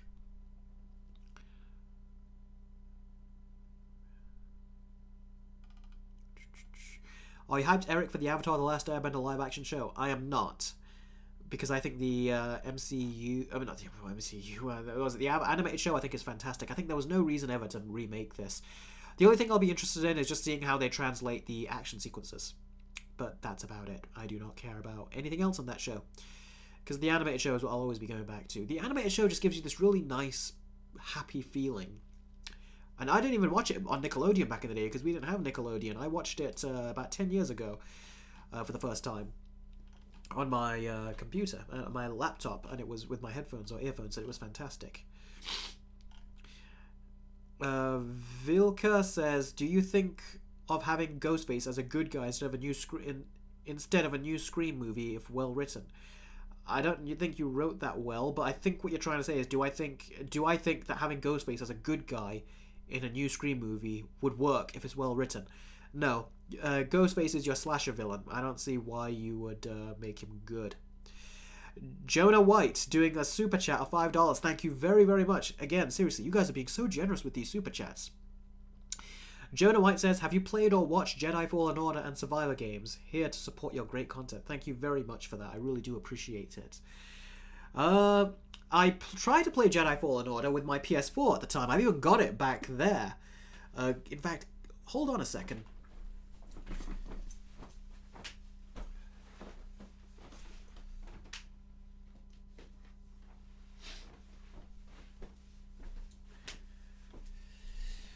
Alright, here it is, Jedi Fallen Order for the PS4. Now, I played this game when I waited for it to come down in price first, and then I played it. I liked it, but the big problem for me was all the backtracking. You had to do a lot of backtracking. Even when you backtracked, some of the level design looked so similar that you were like, have I already been here before? But it's like, no, you haven't been here before, but it looks similar. And they would have you travel throughout the whole level, then you would have to backtrack back to your ship. Normally you would have cutscenes where the character is just walking back to the ship. Oh, you should have an option to basically just skip that, or to say, go back to the ship, fast travel. The fact you have to walk back after every level, it feels like it was just a very cheap way of prolonging the game. And it really, really bothered me when it was doing that. I was like, I could have been playing the next level by now, because I want to play the next level. I want to see the story continue. Instead, I have to backtrack through these levels, and it just wasn't fun. So, yeah, I stopped playing after a while because it got so frustrating. But then I got my Steam Deck. And on the Steam Deck, I was like, alright, let's play the game again from the beginning. And I got it on my Steam Deck, and it was super cheap. That's why I bought it. It was like £2.50 or something. Maybe even just maybe a bit more. Something like that. It was a very cheap price. So I thought, alright, I'll play it on my Steam Deck. And I won't be tied to my computer, my monitor, where I'm here right now, to play the game. And yeah, in the end, it's actually been more of a joyful experience playing on the Steam Deck, I gotta say. Less stressful. And because I knew what to expect going in, it made it more tolerable, the backtracking, because I was like, alright, I know I have to do this now. So yeah, I haven't played the second one, though, because I still haven't finished the first one. So yeah.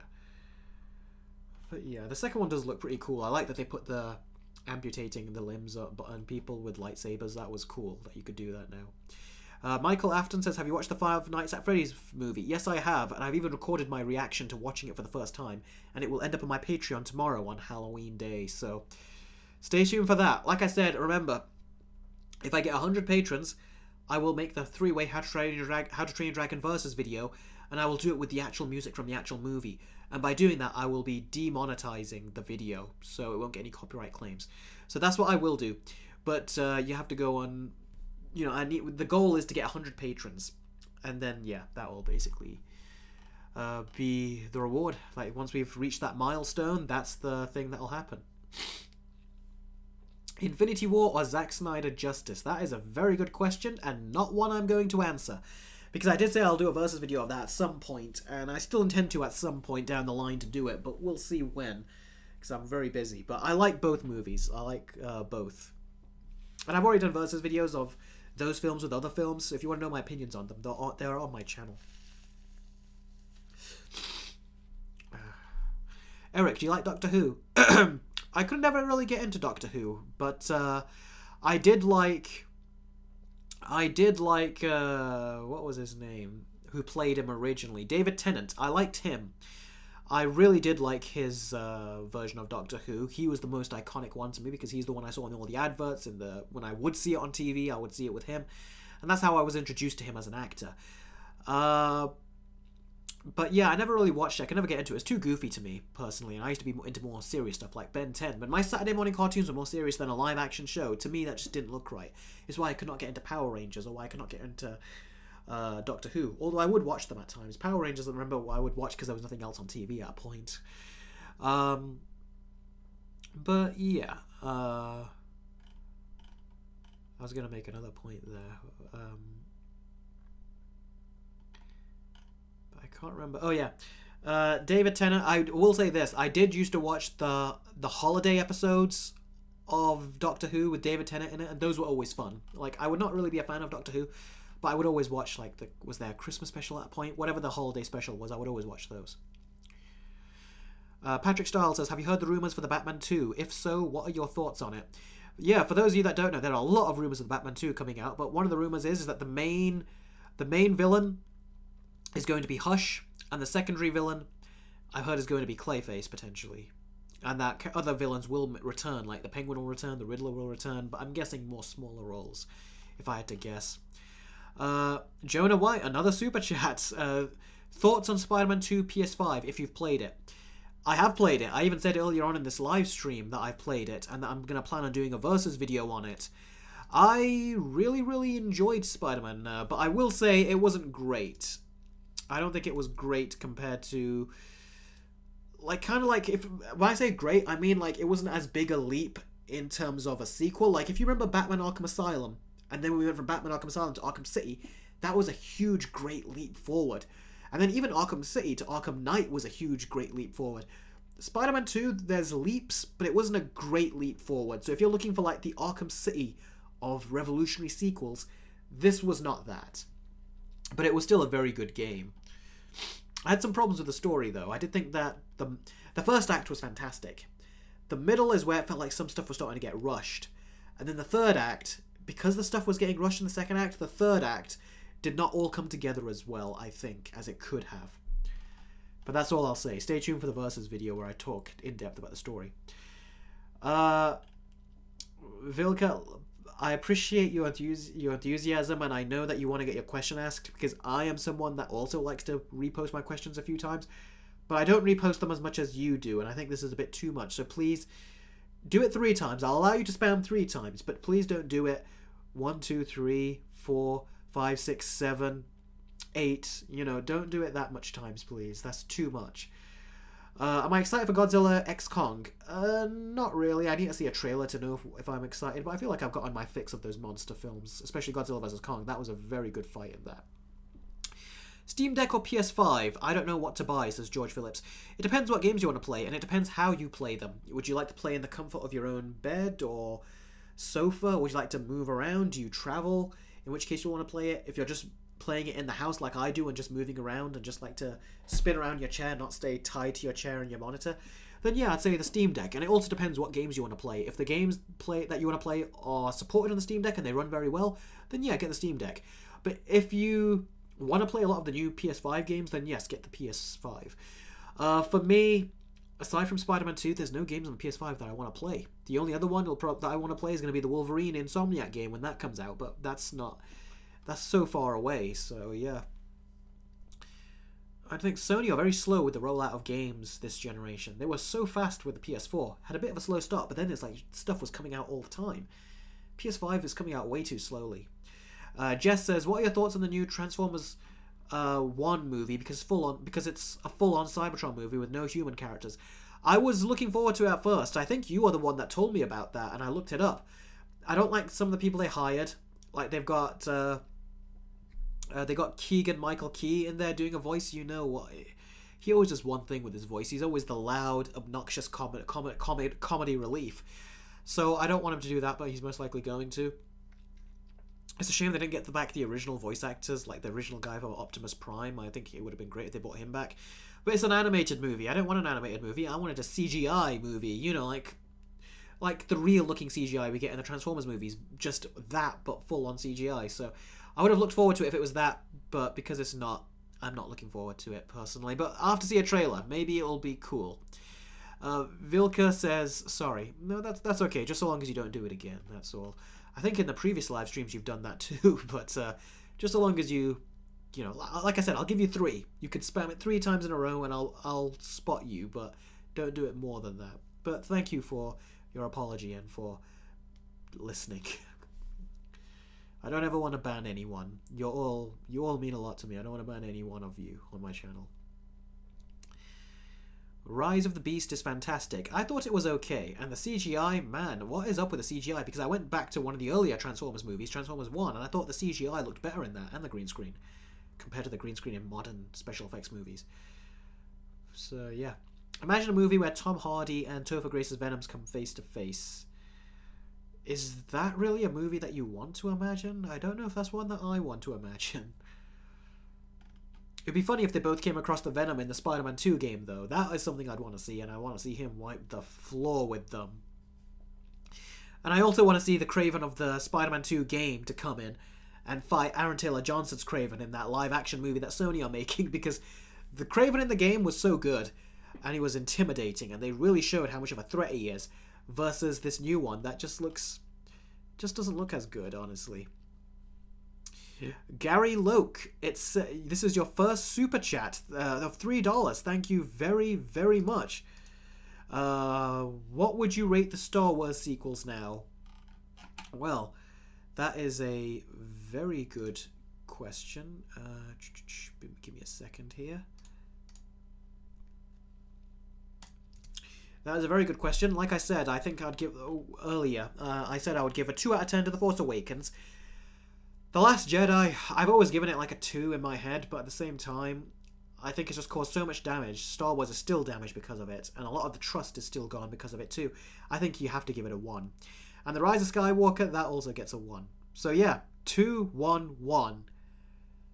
I don't think I've ever given a trilogy that low of a score, honestly. I dare you guys to put your trilogy, movie trilogies in the chat and ask me what if I gave them a 2, a 1, and a 1. Like, just scores that are like 1, 2s, like from what the number 1 and 2. I've not done that with anything, I don't think. Feather Guardian says, how do you feel about Omni-Man, Peacemaker, and Homelander being playable in Mortal Kombat 1? I think that is very good. When I saw that, I was like, wow, it makes me want to get it. But at the end of the day, I'm not very good when it comes to Mortal Kombat. I'm only good with like 1 or maybe a couple characters. I missed Kenshi in Mortal Kombat 11. The fact they took him out, he was my go-to in Mortal Kombat XL, but they took him out of the 11, which was a shame. But apparently he's back in Mortal Kombat 1, but the game is too expensive for me to want to buy it just for that. I would want to play the other characters too, and I'd play it on my Steam Deck if I could. But the reason why the reason why I wouldn't play it though is because I feel like I would just watch all the fatalities and other people play it far better than I could on YouTube, and I'd get fun from watching that, because it is very fun to watch these Mortal Kombat stuff. And Movie Fan 2002, a $5 super chat. Thank you very much. You guys are very good with the super chats. This is really going to help me when it comes to, you know, the revenue I get, because like I said, YouTube is something I'm trying to make a career. So the fact that you guys are donating, especially this much, really is something I really do appreciate. And it gives me more hope that this is something that I can actually work. So really, thank you guys so much. Because I've only got today and tomorrow, and then YouTube tally up your monthly revenue, and they pay it to you next month. And this month it has been lower than last month, so these super chats really are helping, and like I said, allowing me to make a living doing this. How would you rate the Lord of the Rings trilogy, says MovieFan2002? Well, the best way to describe that is Lord of the Rings, The Fellowship of the Ring. I give that a 9 out of 10. The Two Towers, I give that an 8. Because it definitely did feel like the middle chapter. It wasn't really advancing much. It's like they were advancing a bit with their journey, but then Frodo and Sam get captured. Aragorn they think is dead, but then it turns out he's alive, and then there's an amazing epic battle. But the story did feel very much like it was kind of like frozen to me. Whereas the first Lord of the Rings felt like it was constantly moving. And then the Return of the King, of course, was full on. It really did conclude the story in a fantastic way. So, first one I give a 9. The second one I give an 8. And the Return of the King I give a 10. That is one of the movies I gave a 10. So yeah, thank you Movie Fan again for the super chat. I really do appreciate that. And looks like we got another super chat here from Iron Warrior. Thanks again for your super chat. Multiple super chats, thank you. What would you rate the Star Wars prequels? Oh, that's a good question. I need to see them again. I haven't seen them in a long time. You see, you watch clips of them, but you don't watch them all from the beginning to end. The only one I've seen from beginning to end within the last couple of years, or 2-3 years or something, I think was Revenge of the Sith. Aside from that, I've seen clips from so many of them. But the first one, I would, if I had to remember off memory, I'd probably give it a 6, maybe a 7, 6, 7, 6.5, something within that area. And the second one, I'd probably give a 6, even though I didn't like the romance in that, but I liked everything else in that. And the third one, I love the third one. I'll give it a high 8 or maybe a low 9. The Clone Wars made it better, which is why it would end up getting a low 9. But I would say, yeah, low 9. I'll give it a low 9, because Clone Wars definitely made that better. And Vilka, I hope I'm pronouncing that right. Thank you very much for spamming it 3 times and not 8. I appreciate that. Which is your favourite comedy movie? Mine is Jackass. That is a very good question.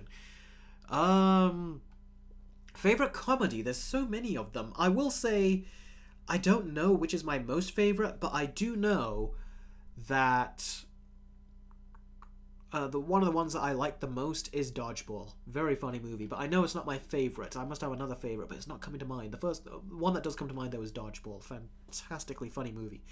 Ben Stiller's best performance, I'd say, in that. Flash edits. Who is your favourite Marvel superhero? Spider-Man. But not the Tom Holland Spider-Man. The new King K. Would you want a Smash Brothers movie? Yes, it would be cool. I actually said, I don't know if I said that in my Versus video of the Mario movie. I can't remember if I said it in there. I can't remember if I wrote it in the script and then I took it out. I don't know, but I definitely remember at the time saying it would be cool if they do a Zelda movie and then all these other movies like Metroid and all that, and then they bring them together in an Avengers kind of like level movie with with the Super Smash Brothers. That would be great. Joey Nichols says, what are your thoughts on Toy Story 4? It's the worst of all of them. It was a good movie, but it wasn't great, and I feel like the more I think about it, the less good it gets. Had a lot of funny jokes in there, but ultimately I feel like it did a poor job with all of the toys. I think it did great with Woody. Bo Peep, they tried to make her a strong female character.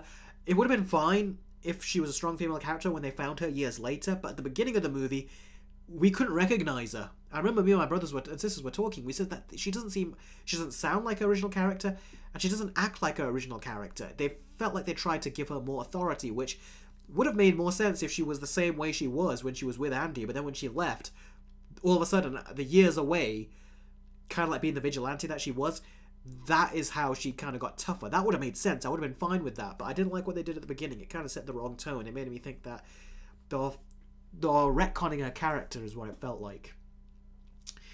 But I didn't like what they did with Buzz, and I think that it was really a Woody story, which is good, but when you have the movie Toy Story 4, you expect all the toys to some extent, feel like part of it, and they really didn't. They were just in the car for most of the movie, just making dumb jokes.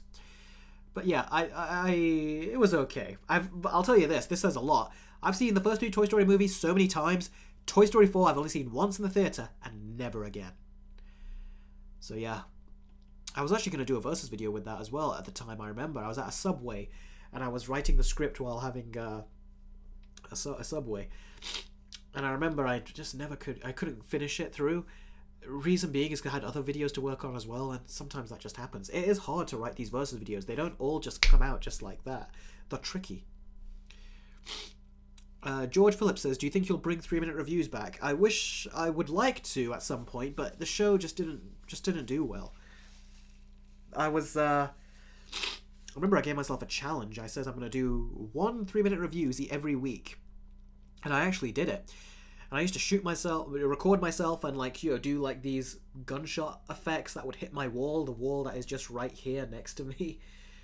And it was fun to do all that, but I spent a lot of time, work, effort to do that. And unfortunately, it was disheartening that not a lot of people saw those videos. More people have seen it now, and people like yourself are asking me if I'll bring back 3-minute reviews, but maybe someday if I feel like I can get more value from it. But if I have to relaunch it, I would hope for it to do better than the last time. But yeah, I remember playing each Uncharted game on my PS4, Uncharted 1, 2, 3, and each week I was reviewing Uncharted 1, 2, and 3. I played it, wrote the script, and I recorded myself, and I recorded the video, edited the video, all that in a week, and I got it out. I did the same with the second Uncharted, I did the same with the third Uncharted, and right then, the 4th game came out and was released brand new, and then I did the same thing with that as well.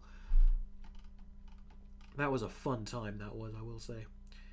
Yeah, the new King K says, I feel sorry for the wall. Yeah, that's, for those that have seen my Uncharted reviews, you'll know exactly why King K is saying that. Yeah. Don't worry, that was CG. That was me using CGI. I decided to pull a Marvel. I didn't really shoot the wall. And it was all sound effects. I just had to act and stuff. It was cool. It was the first time I had to do effects like that. It was fun.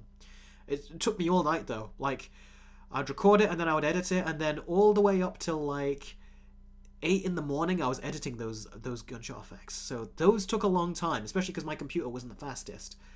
So, yeah. TMN Edit says, in your versus videos, instead of comparing movies, you could also compare characters to see which is better written. I mean, I think you asked this earlier. I said I always do character versus. That's why I do segments. I do the action segments, I do the story segment, the character segments. Sometimes I combine segments like story and characters. And then I even do side characters. So I do cover characters. But at the same time, you don't want to talk about just character all the way through. You've got to talk about each individual element, and you don't want to give it too much time, but you want to make sure you give it all the time that's important. So I've got some videos where I go on and on and on with the character development, but I try to, bring it down, cut it down to its most important parts that you guys need to know about a movie. How do you Kilk White says, how you do the MCU if you have control? I would. It depends, but I would basically have just first of all, I would have let it have a 5-year break. That's what I always said. Some people said 10 years. I think that's too much. 5-year break is what I would have done, because part of how the MCU is basically an all-you-can-eat cafe. Sorry, an all-you-can-eat buffet. And part of the experience of an all-you-can-eat buffet is that once you've eaten everything and had all this variety, you then just relax and you just take in what you've had, let it digest, reminisce on that great meal you had. But what Marvel and Disney did is they said, oh, but we got all these leftovers here, like these scraps here, keep eating, keep eating, keep eating. And they just force-fed you to the point that we're now just bloated and we feel like we just want to just barf it all out. And that's kind of what Marvel are doing. So yeah, I think they needed to take a break. That was one of the first things they had to do. And yeah, But what I would have done was I would have tried to bring the X-Men in. I would have tried to bring the Fantastic Four in. I would have tried to make Doctor Doom the main villain because he seems to be very interesting. I would have tried to bring Magneto in and, his whole war with humans and everything. The multiverse thing could have been interesting, but the way they went about doing it I thought was a wasted opportunity. Countless wasted opportunities that didn't amount to anything. And still we're waiting on the multiverse. So they've wasted their, they've really wasted it on that. Movie Fan 2002, $5. Thank you again. Seriously, you guys are outdoing yourself with these super chats. Like I said, this all really helps and goes towards my earnings, which helps me do this for a living and continue making videos. So thank you very, very much. Are you going to do a Mission Impossible versus video or a Teenage Mutant Ninja Turtles versus video? I'm asking because of their new movies. Mission Impossible, no, because again, it's a part 1. So there's not really so much I can do with regards to that yet, and that's not really a movie that requires much of a versus. Although I did do a mini versus with the character of Ethan Hunt and his dynamic with Grace, you know, Haley Atwell's character, and I compared their dynamic to Indiana Jones and Helena, who both have very similar dynamics as coupled characters. And I compared them, and that is probably the closest you'll get to a versus video of Mission Impossible, at least for now. In the future, I might want to do a versus. I did actually consider doing a versus video between a long time ago. In Mission Impossible 1, 2, and 3 versus, and then whichever one wins, then I was going to do 4, 5, and 6 versus, and then I was going to get the winners of each of those videos and compare them in a final versus video. It didn't end up materializing, though, because copyright claims started to get pretty, you know, irritating when it came to Paramount films, so I didn't do it. And it would have taken a long time. I didn't know if it was going to be a fair bet to do to do good that video. So I did another type, which I think did end up doing well, if I remember correctly. Teenage Mutant Ninja Turtles versus video. I did want to do a versus video of TMNT 2007 versus the new Mutant Mayhem movie, or also a versus video with Turtles, the live-action movies, you know, the first live-action movie, Turtles 1 and Turtles 2, you know, the CGI animated movies. I mean, see, the CGI live-action movies, I did consider doing that, but I haven't gotten around to those yet. But I definitely want to do a versus videos of a Turtles movie, so yeah, that'll definitely happen at some point. Which Grim Reaper is scarier, Eric? Death from Puss in Boots or Death from Final Destination? I'll say Death from Final Destination. That thing was freaky, I remember.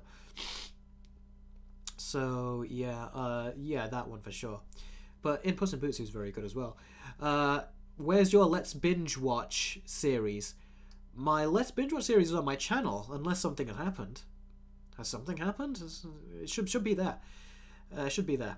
Adam Grunther, really good to see you. I didn't think I was going to see you on this live stream. So happy to see you. In case you did not hear, I did mention this earlier. I've actually caught a cold, so if I'm speaking weird or whatever, it's because I got a nose and I've got a really rough sore throat. So please excuse that. And I'm sorry if you didn't come to the live stream sooner. We talked about a lot of stuff, particularly on the Daredevil side. So, Adam Grunther with a $5 super chat. Thanks a lot, very, very much. Support me on Patreon, support me on super chats. Seriously, you guys, and Adam Grunther, you too, going above and beyond. Despite your feeling on the MCU right now, do you consider Guardians Vol 3 one of the most pleasant surprises of the year? Oh, hell yeah. Definitely, 100%. Guardians of the Galaxy 3 is very nice. It's not a nice movie when you think about what happens in it, but it just felt nice to watch a Marvel movie where it felt like they prioritized characters. And they prioritized the tragedy, and they did not interrupt it with a joke. More jokes happened in the movie than I would have liked, because I think the dramatic stuff was just done so well. And I feel like after Endgame, Marvel really should have reinvented themselves with their tone. And they should have said, okay, we're going to mature it now. Because from 2008, our audience has grown now, like, over 10 years. So that's what I really wish they would have done, but instead they just double down on the comedic elements, even though the audience is much older now. So it makes no sense why they did that, and it's clearly putting people off. People are saying less jokes, but I feel like Kevin Feige, since a lot of these are his movies, jokes is kind of like his one style, and I think people are kind of getting tired of it, and he doesn't really know how to adapt to it. But James Gunn, he does know how to adapt. If you look at Peacemaker, Suicide Squad, Guardians 3, you can see elements in each of those where he's got this completely different style. He just needs to kind of abandon or move away and elevate his other, his more goofy style. Because I feel like that is the thing that can get boring and dull. But the dramatic elements that he brings to the Suicide Squad, that he brought especially to Peacemaker, and especially to Guardians 3, if he taps into these, I feel like he can make stuff that's really, really special. As opposed to making stuff that is kind of like par of the course when it comes to putting a group of misfits together and making them make jokes. So that's what I would think. I think he really should try to delve deeper with those. So yeah, that's what I think. But yeah, definitely a pleasant surprise of the year, no doubt. Jonah White, $2 super chat. Thank you very much again for the super chat. Adam Grunther said, just made it. I can only be here for a little bit, but glad I was able to make it. That's very good. I'm glad you're here too. I am planning to do another live stream at some point where we talk about the revealed photos of Avatar: The Last Airbender on Netflix. So I'm going to plan on doing that as well. And just like you see these images here, we'll discuss and talk about the images, and we can talk about Avatar. So hopefully you'll make it for that live stream. I don't know if you've seen Avatar, Adam Grunther. I'm pretty certain you have. You've seen some of the great must-watch shows and movies before I have. So I'm sure you've seen it. But yeah, we will talk about Avatar that time. And hopefully, I hope this is the first time I hope Netflix actually do their 2-part release strategy, where they release the first half of the episodes of Avatar 1 month, and then the next month they release the second half, so I can do a 2-part versus video that way. So that's what I hope. But Jonah White with his $2 super chat says, never saw Barbie and Mario making the most money. Yeah, I never saw them making that much money too, especially Barbie. I did not expect that. Adam Grunt, another super chat. Thank you very much, very much. Vilka, I'll answer your question in a second, because I can see you doing 3 comments there again. I have to ask, who is your favorite villain in the Insomniac Spider-Man games? I will say it's a cross between Doc Ock and Venom, but stay tuned for the Versus video of Spider-Man 1 and 2, and I'll go into more detail about it. Even I need to kind of like process it more, because I only beat Spider-Man 2 a couple days ago. So yeah, and Vilka, how would you make a Venom movie where Venom is the main character but remains as a villain? I'd make it like the movie Upgrade. That is the perfect blueprint, I'd say. And even Spider-Man 2 does some very good stuff with regards to Venom as well. So yeah, I would also say that. And Adam Grunther with another super chat. You've only been here for like barely a couple minutes. So, seriously, thank you very much.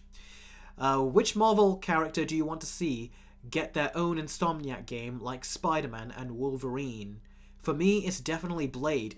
It's funny, me and my younger brother, we both had a conversation about that, and we says, which other Marvel character would you want to see in there? We talked about Daredevil, but then we said not really Daredevil, because it would be very similar to Batman or Nightwing's gameplay in the Arkham game. So we're like, yeah, we've kind of already played the acrobat who uses a couple of sticks to fight people with and, stuff. So yeah, probably not Daredevil, even though I probably would have given him as an option. I would say the Punisher, because do you remember that Punisher game that came out for the PS2 and the Xbox? That was a fantastic game, especially if you played on PC. There was a mod that would allow you to remove the black and white filter during the really gory parts. I want to see a Punisher game, guys. Adam Grunther, I really want to see a Punisher game, like a more modern AAA Punisher game, rated R, well, M, or 18 here. I want them to go hard, and I want them to really make one like that. I want to see that. And you can interrogate doing the interrogations like the other game did, but again with up-to-date graphics, up-to-date gameplay mechanics. There's so much more stuff you can do. And get Thomas Jane to do the voice again. He's really got that voice of the Punisher. I don't know if he's got the voice now, but I really hope he does. Movie Fan, another super chat. Thank you very much. Like I told you guys, I'm trying to make this a living, and last month I made some good revenue on Patreon, and I've also did good revenue on Patreon, good revenue on AdSense. I also got a sponsor as well. So this month has been good, but the next month on with YouTube revenue is not that great, unfortunately. So I've just got today and tomorrow, and your super chats really are helping. So thank you very much.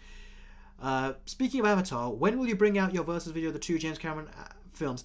I've been getting that question a lot. The reason it didn't come out last year is because I hit writer's block. Like, I hit a severe case of it. I was like, I just got stuck. And I was like, I need to see the movie again. But the movie was it over 3 hours? And to find a screening, it just wasn't really possible. Especially how dark, it was getting dark so late. It was getting busy. The weather was terrible. Driving down to my theater I actually had to stop because it got so foggy. So we had to stop and then just wipe my, windscreen off and then drive on. It wasn't something I wanted to do again, basically. So I will do it again at some point. I'm waiting for it to come out in 4K, because right now it's available on streaming, but streaming is not as high quality, so I want to wait for it to come out in 4K so I can watch it again at home on my 4K projector with true Dolby Atmos and 4K picture, and then I can try to do the versus video on it. But at the same time, I've got other versus videos that I have to do as well, like Puss in Boots, for example, is one that I'm trying to still do. So I've got 2 videos of Puss in Boots in mind, and yeah, so Eric, have you watched the show Drake and Josh on Nickelodeon, says Jess. No, I haven't, but my sister and my cousins used to back in the day when we were very, very young. To me, it just looked tacky. I was like, put Ben 10 back on, or put any other like Teen Titans show or anything else back on.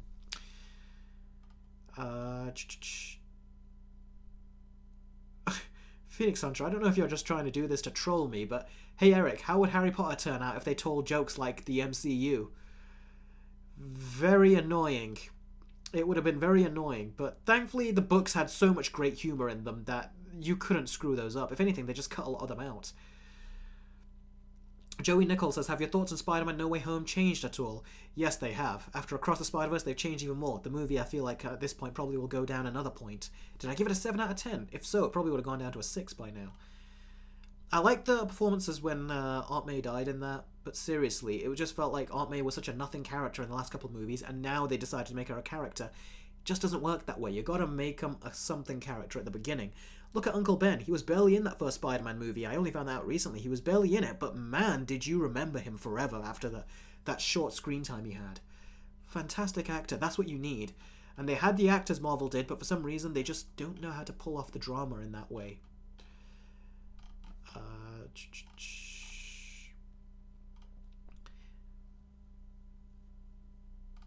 And Five Nights at Freddy's. Remember, guys, for those of you that have not heard me, I've already recorded my Let's Watch of that, and that's going to come on my Patreon tomorrow on Halloween Day. So you're definitely going to want to head on over and subscribe for that. And I'll be reacting to the Invincible episodes, so you'll be watching them with me for the first time as I watch them, just as I did with Secret Invasion, just as I did with Five Nights at Freddy's. They're all on my Patreon for you to see, so definitely head on down there and you'll get all this extra content. Is there a cancel series you want to see a continuation, says Feather Guardian? Yeah, we just talked about it. Daredevil Season 3. Because what they're doing is going to be a soft reboot where they're going to try changing a lot of things. I want the original Daredevil Season 4 that was planned. So yeah, that's what I want. Adam Grunther with a $10 super chat. Seriously, buddy, thank you very, very much. Last question before I have to go. It was good seeing you here, so thank you very much for coming down. That was very good. Last question before I go. Who do you want to see the big bad of James Gunn's DCU? I think Darkseid would be too similar to Thanos. I'd want Vandal Savage or the Anti-Monitor. That is a very good point that you made. I don't want it to be Darkseid yet. He should be the big bad, the ultimate big bad later, I think. I think the first big bad, you're right. Vandal Savage could be one, but I feel like he's a bit too weak at the same time. Because Vandal Savage requires you to have the Legion of Doom. That's the question. Do you want a Legion of Doom, or do you want like the actual just Vandal Savage? Which, there are stories where he's just the main bad guy, but I feel like the most effective one is when he has the Legion of Doom. But yeah, is there another bad guy that I want? Oh, that's a very good... You always stump me with these questions, Adam Grunther. It's like, I know one that James Gunn is going to do, what I feel like it's going to do is, if you remember the Final Frontier animated movie, it was this big alien creature. I feel like he's going to do that, because if you saw the Suicide Squad and Peacemaker, he had the butterflies in Peacemaker, he had that big, the starfish in the Suicide Squad. I think he's going to do another big creature with that, with his big mystery villain that is going to apparently be teased throughout the movies. If it was me, I would probably say... I would say Vandal Savage. I don't know how they'll do it, but I feel like they should take Vandal Savage and do something with him. Something interesting, something new. So I would say Vandal Savage, yeah. That's what I would say. But yeah, thanks again for the super chat, Adam Grunther. And it was great to have you down here. Don't forget to say bye before you leave, by the way, because I would like to see you off. Movie Fan 2002, $10 super chat. Blimey, these super chats. I didn't think you were going to do anymore. Man. So thank you very, very much. And, oh, I also missed Miles Adair, who also had a super chat. Man, you guys are just really supporting the chat. Thank you very, very much. You guys really... I'm spoilt with such fantastic viewers. So you always give me so much support. Miles Adair, how would you rank all the composers to the Spider-Man movies? I would say Danny Elfman. And then I would say James Horner, who did The Amazing Spider-Man 1. Then Hans Zimmer, who did Amazing Spider-Man 2. And then I would also put in there Michael Giacchino, who did the Homecoming movies. Although I'm missing one composer who did Spider-Man 3, because they had another composer for Spider-Man 3, and I would also put him on that list too. I put him on the list below Danny Elfman. Danny Elfman, then that composer, who I can't remember his name, it's just escaping me right now. What are your thoughts on the rest of Ahsoka, says Movie Fan. And again, thanks for the $10 super chat. The rest of Ahsoka, I liked it. I didn't love it, but I liked it. And if you've watched the Clone Wars, the final stone statues that are going like this, those are the Mortis gods. And if you've seen the Clone Wars, you'll know what Dave Filoni is hinting at. And if you've seen Rebels, you'll also know what he's hinting at. So it does rely on you watching those. And I would highly recommend it, specifically in the case of the Clone Wars. That's my favorite Star Wars thing of all time. And Gary Loke, this is also your first super chat. Thank you very much for the support. How would you rate the original Star Wars movies? Wow, you guys in the super chats have been asking me, how would you rate the sequel trilogy, the prequel trilogy, and now the original trilogy? Like, completely out of order in its own way, which is funny.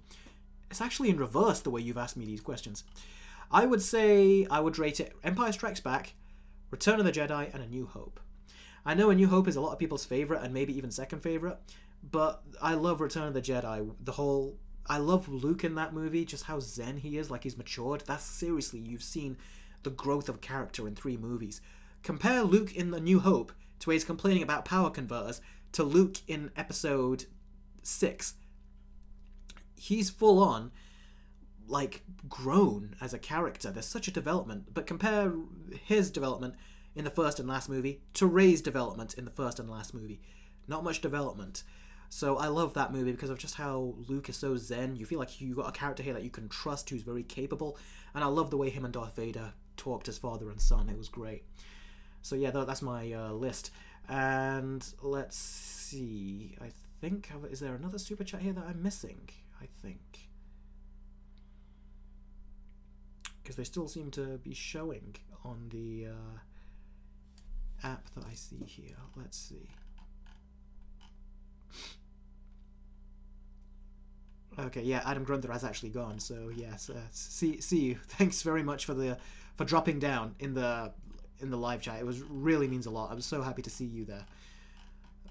I love seeing all of you guys on these live streams. It really is a lot of fun to speak to you guys because I wasn't planning to do this for an hour, and I keep ending up doing it for a lot longer. So 15 minutes we'll try to do this for, and then we'll see if I do just stop at that point. We'll see.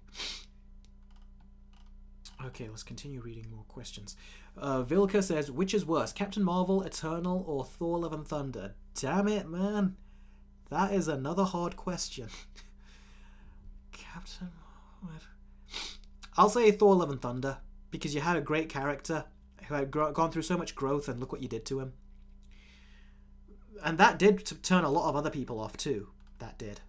A lot of other people off of Thor. So yeah. Feather Guardian says, I think Sabine having the Force is a mistake when her character was fine as well as unique. I agree. I mean, I wasn't against her having the Force, but I was like, make your case to me. Why, let's show me why it's good for her to have the Force. And in the end, I just thought once she did get it, I was like, how did you push Ezra off with the Force that far? Even experienced Jedi, I'd be like, how are you going to push him down that far? That's so far. But yeah, that was lame. I wasn't impressed. Adam Grunther says, I think it could be Vandal Savage, given the Nazi connections with the Nazis who experimented on Starro and Peacemaker's father. That is a very good idea. A very good idea. Adam Grunther is not on the stream right now, but if he is rewatching this stream later, that is a very good idea. Do you think Joker 2 is going to be good? Yeah, I think it is going to be good. At the very least, I think it will be good. I'd be surprised if it wasn't. I just hope he doesn't repeat the same thing again, but this time does the unreliable narrator thing with Harley in that movie. Drake Holly says, Happy Halloween. Sorry, I'm very late. It's alright. It's good that you caught the stream. So, yeah, I made a lot of announcements. Like, I've got Five Nights at Freddy's. I've watched the movie. I've recorded a Let's Watch of it on my Patreon, which I said is a Halloween video I'm going to release tomorrow. So, definitely stay tuned for that. I'm also going to do Let's Watch for the first time. That was the first time I watched Five Nights at Freddy's, and I recorded my reaction and my review and my thoughts as well. I'm going to do the same thing with Invincible Season 2. So, again, there's a lot of content coming to Patreon. It'll be well worth your while to take a look. I'll keep you guys well fed on Patreon as well. So, yeah. Man, I'm feeling hungry now too. I've actually just realized when you talk, I've not eaten yet, and when you talk so much, you start to feel this empty pit in your stomach just grow and grow and grow. So I'm gonna probably go make some late food at this point. And it's approaching 10 p.m. right now as well. So, yeah. What are your thoughts on the Beyonder? And who's your says Jacoby? I don't know what the Beyonder is. I'm sorry. Flash Edits. Who's your favorite director? That is a good question. I'll say Matt Reeves right now. I used to say Christopher Nolan back when he was making the Dark Knight movies and stuff, but it's been such a long time. I'll say Matt Reeves. Black Panther or Thor Ragnarok? Black Panther. What are your thoughts on Beyonder? I said I don't know what Beyonder is. I could look into it. Let me have a quick search. It does sound familiar. Oh, I'm not really getting anything. You gotta be more specific. What year did Beyonder come out? Because there's a lot of other Beyonder stuff coming. I don't know what Beyonder is. What are your thoughts on Fantastic Beasts and the Secrets of Dumbledore? I didn't see it because I got so annoyed that the studio dropped Johnny Depp that I just says, okay, I'm not even going to watch the movie. Because I didn't like the second Fantastic Beasts movie, but I did think there was three good things to come out of it. One was Johnny Depp's performance as the villain, because this is one of the first times he was doing a very reserved performance. He wasn't being cartoony like he likes to be. So I loved his performance in this. The second thing I loved was the effects. And the third thing I loved was the music. But you took Johnny Depp out of it, and I was like, well, now you've only got two things. So I was like, yeah, I'm not that... two things, and I was like, it just felt dirty for me to go. Because the movie came out during his trial. And it came out during the weekend when there was no trial happening. So what... if they were smart, they would have let him stay in the movie. People would support Johnny Depp from Monday to Thursday watching his trial. Then Friday, Saturday, Sunday, they would be at the theatre supporting him by watching his latest movie. They could have banked on that, and we would have gotten more Fantastic Beasts movie. I saw that as a huge missed opportunity. Instead, the movie came out during that time, and I was like, well, to support him, I'm not going to watch the movie. Whereas if he was in it, I would have been like, to support him, I'm going to watch the movie. So they missed out on a lot of money, because a lot of people, I'm telling you, they would have gone to see the movie at that point. But, you know, Warner Brothers fired him, so whatever. That's their loss, isn't it? The Marvel Beyonder, that's what it was that you were saying. Let me take a look. Feather Guardian says Marvel Beyonder. Is it a Marvel Beyonder, or is it a character? Because I'm not aware too much. Looks a bit... The picture that I found, he looks kind of gay, like sparkles, like he's sparkling. I don't know, is he... He looks white in this picture, but then he also looks black in this other picture. Did they race swap him, or am I just looking at different pictures? I don't know anything about the Beyonder, I'll just tell you that. So to me, I just literally saw it for the first time in those images. But although he does ring a bell, though. Vika says, am I the only one frustrated that Cecilia Pedersen gets the latest painful trap in Saw 10? Is she the one where she had to cut her leg off? Because if she is, yeah, she got a really horrible death. The new King K says, the Beyonder is the god of all of Marvel. He started Secret Wars in the comics. Oh, really? So what, are we going to get the Beyonder and Kang? Because it seems like Secret Wars is going to be kicking off of Kang in the movies. I'm very curious to see. What if Venom was a horror movie, says Jacoby? That would have been amazing. But unfortunately, Sony... I don't know why. They're kicking Disney's ass when it comes to doing the animated movies, like Spider-Man Across the Spider-Verse and stuff, and Into the Spider-Verse, and most likely Beyond the Spider-Verse. But they're failing at the movies so badly. Jurassic B says that I think that Eric E. Cartman 12 would be an excellent director. Thank you very, very much. I appreciate the confidence. I will say that a lot of the stuff I did when it came to 3-minute reviews, when I was trying to do these filmmaking edits, that was my first time ever doing it. Something like that. So you do really have to like just put the movie together in your head. So I would be interested in making a short at some point someday, but I'm not... I feel like I wouldn't be the kind of director that writes. I would be the kind of director that people would give the scripts to, and then I'd look over it, and then I would direct that. Kind of like how Ridley Scott and these other directors do. They're like, we don't really write, but we do that. Although I did hear, did he write Gladiator? Because it wasn't fully written. Can't remember that part. But he normally gets scripts written by other people, and he directs them. If the Marvels gets Zilla Universe... Oh, great to see you here, Zilla Universe. Did you just join the live stream? If you did, I'm glad you dropped by. Where's your comment gone? Oh, here. Hey, Eric, thoughts on Disney recent delays like Elio and Snow White? Well, Elio, if I'm saying it right, I don't even know what that was. Snow White, though, it's not a surprise, but it is surprising that they're lying about using the actors' strike to delay it, because the movie is shot, its reshoots are done, the movie has... the movie's not going to release until March, meaning that the actor strike could very well be over by then. There was no reason for them to delay it. The only reason they delayed it is because they were scared. They knew the movie was not going to do well and they were going to lose money on it. So they're trying to do reshoots, which means it's going to cost more now. And South Park really kind of like revealed them recently. And I heard articles were saying that 24 hours after the South Park episode, that is when they they pushed the movie back. So I think South Park really embarrassed them to their core, especially considering they're doing so bad lately and they're getting so much lawsuits on them as well. Where is the other question? It was about if the Marvels. Here we go. Patrick Style, if the Marvels gets bad reviews, do you think Marvel will drop the character Captain Marvel? I think Brie Larson says she's considering it. Brie Larson saying that she's considering it because no one wants to see her. There was a point where she did a video on, it was an interview, and they said, are you going to play the character again? Then she goes, she had the crazy eyes. I don't know. Does anyone want to see me in it again? I don't know. Like, she had the crazy eyes going on. And the reason why is because apparently someone posted on Twitter that, look, I'm in this room, this auditorium where there's supposed to be like 200-300 people, and we're all supposed to be here for Brie Larson due to the fact that the Marvels is coming out. So this is supposed to be that, I think it was D23, this is supposed to be that room. And apparently only about 30 people showed up in the room that's supposed to have like a few hundred. And that is why, right after that, she says, I don't know, do they want to see me again? The reason is that it seems very much like she did something. Like, I don't know, she kind of convinced Kevin Feige to force her, shoehorn her into the MCU right to the top, because she was supposed to be the leader of the MCU out of nowhere, and they forced her into Endgame. Even Chris Hemsworth was like, when she says that, how does it feel like passing the torch? And he went, more like stolen the torch. Stole it. They clearly did not like her, so I think a lot of them get the vibe that she just forced herself in and they did not like it. Especially when Chris Hemsworth said in an interview, more like stole the torch. People tried to spin it like, oh, you're just seeing things. It's like, no, the fact actors are supposed to act professional during these junkets, and these actors are professional. They've got class.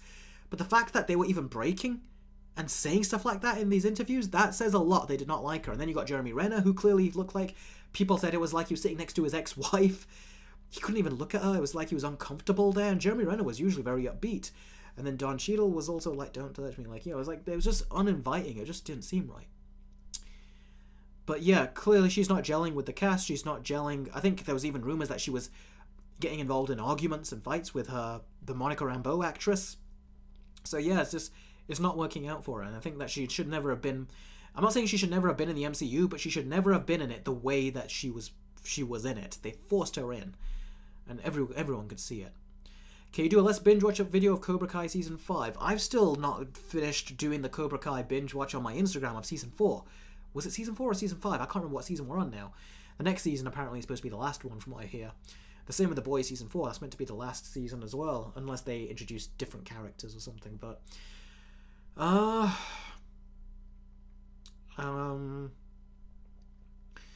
I still need to finish that binge watch on Instagram. The scripts are done. I just need to read them. But it's just super busy, which is why I've not got around to it. Caleb writes, are you excited for the Marvels? No, but I'm excited to see it fail, because I feel like Disney have just caused too much problems. They need a real wake-up call, and how else will they get a wake-up call? By getting a kick in the butt, and this looks like a kick in the butt coming, and it looks like it's going to hit them hard, and it looks like they know it's coming as well. Flash Edit says, it feels like a holiday every time Eric posts a new video. Oh, thank you very much.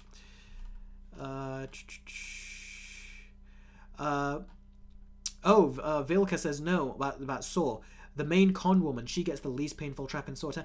Yeah, that's what I mentioned in my review. Sugar, I hope there's no... But I says that, yeah, there was one person that should have, I said, got on a death in there, which they didn't, and I do agree with that. What Marvel character should get a horror film, says George Phillips. Was it Man-Thing?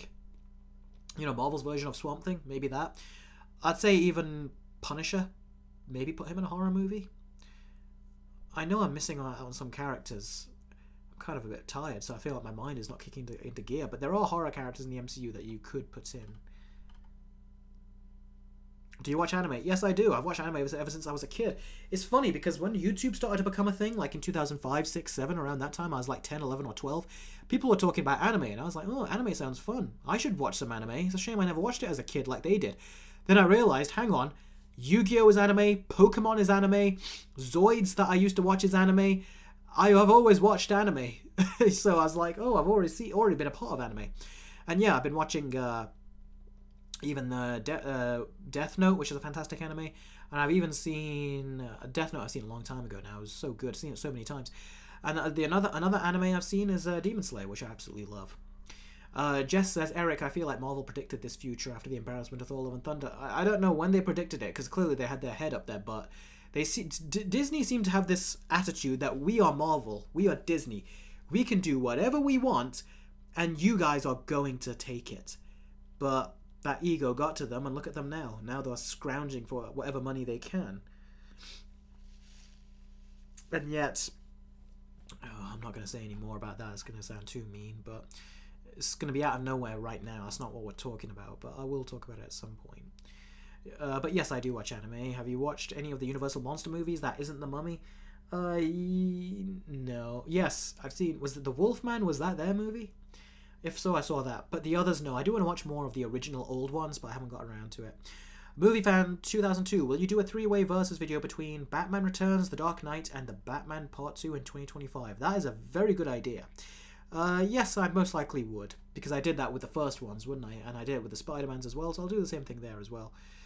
Jurassic B says you would make a good director. Thank you very much. Eric, are you excited for Kung Fu Panda 4? I still haven't seen Kung Fu Panda 3. I need to see that. Do you think Spider-Man 4 will be darker than the first 3 films, Tom Holland Spider-Man movies? No, because apparently they're going to get the same writers as the first 3 films, so I seriously doubt it. Marvel need to start with Marvel and Miss Marvel. Yeah, they did. My friend talked to me about that back in the day, and yeah, he should have, but they didn't. Are you excited for Ghostbusters Afterlife 2? Yes, I am, although I do want to see a trailer to know why I should be excited. What are they going to do next? And I hope they'll be a bit more original in the next one. I recommend My Hero Academia. It's a great experience anime. I hope it's just not so long, because I want to watch anime that feels like it gets to the point, not has a ton of filler. So I hope, but yeah, I'll consider it at some point. Odd question, but what do you think of Rise of the Beasts? I thought it was alright, nothing special. I made a mention of it earlier in this live stream. I thought the CGI was not as good as the CGI in the first Transformers movie. It's just, there's no passion for the effects. Back then, when the first Transformers was done, that was very new for the effects team. They had never done effects like that before. And you could see the passion in there. But now the effects just seem like, alright, let's just get this out and then work on our next movie. The passion is just not there. So I think they need to stop overworking these VFX artists and allow them to be passionate about this stuff again. What's next?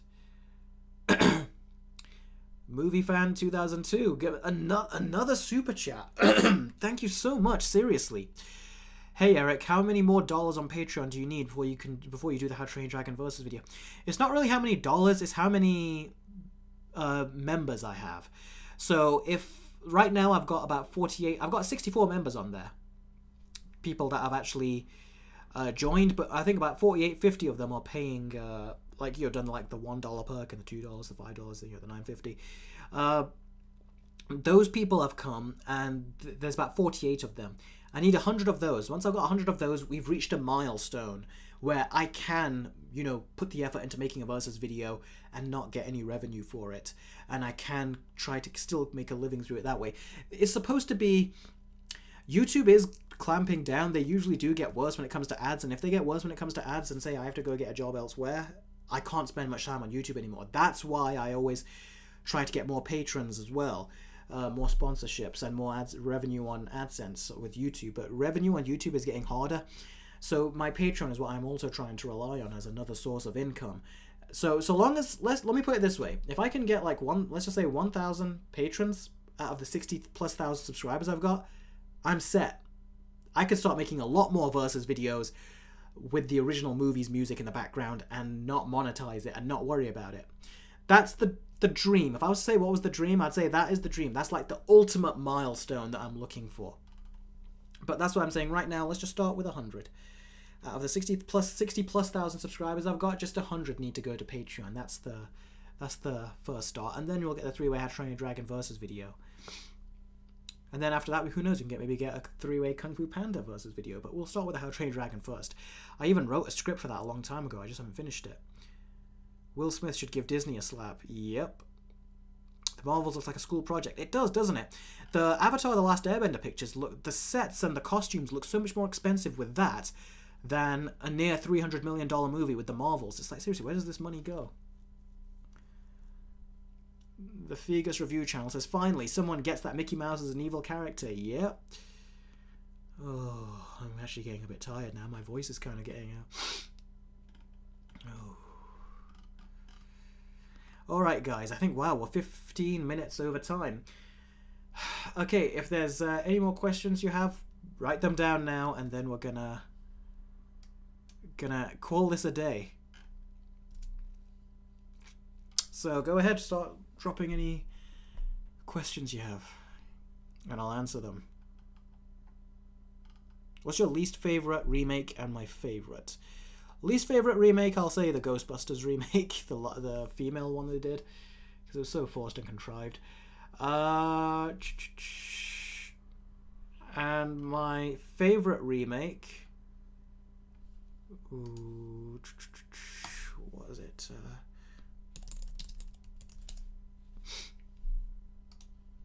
I'll say that's either King Kong from Peter Jackson or The Mummy. Yeah, the Brendan Fraser one. Completely different movies. I know they're completely different movies, but there is something fun about it. I gotta say, there's something fun about The Mummy where I get a lot of joy out of that. So I'll say probably The Mummy or King Kong. Depends what mood you're in, ultimately. But there was also other good remakes. Like I remember the Parent Trap remake with Lindsay Lohan was a good family film. So yeah. Any thoughts on South Park Join the Pandaverse? Yes, it was genius. I do disagree with what it said about, we made, that Kathleen Kennedy made us and we made her. It's like, no, Kathleen Kennedy, whether we did it or not, she would have already she already made the choice to kill Harrison Ford off in Star Wars The Force Awakens and to take out Luke Skywalker in The Last Jedi before any toxic messaging was getting to her. So I disagree with that part, but I think that's where South Park is just trying to be more in the middle of the road there. But she didn't deserve that, I don't think, because she just had a real ego about trying to be like, I'm going to do this, this, this, and then in the end she didn't accomplish any of it in the end. Movie fan, another super chat. Seriously, how many super chats can you get in one stream? I think this is the most I've ever gotten. Thank you very much, guys. $5 super chat. Have you seen The Owl House? If you haven't, give it a watch. It actually has a lot of dark moments in it. Let me search that up. I've actually heard of that. I've not seen it. Oh, it's an animation. I've seen this cover before. I'm on IMDb right now. I've seen this cover before. Oh, wow. 9.7 out of 10 for Season 2, Episode 21. This got quite a high score. Let's take a quick look at the score numbers right here. Okay, I'll probably give it a look. Wow, 9.7 out of 10s and stuff. It's like, that's really high scores. Alright, I'll probably give this a watch. Let me add this to my watch list. I'm actually going to give this a watch, so thank you for bringing that to my attention. Let me put it, where is that? Oh, there we go. Add to watch list. There you go. When I have time, I've still got other things to watch, bear in mind. Like I said, I still haven't finished Andor. So thanks very much, movie fan. You ironically, for being a movie fan, you convinced me to watch a TV show. So thank you very much. Maybe there's a movie you can recommend to me. That would be fun.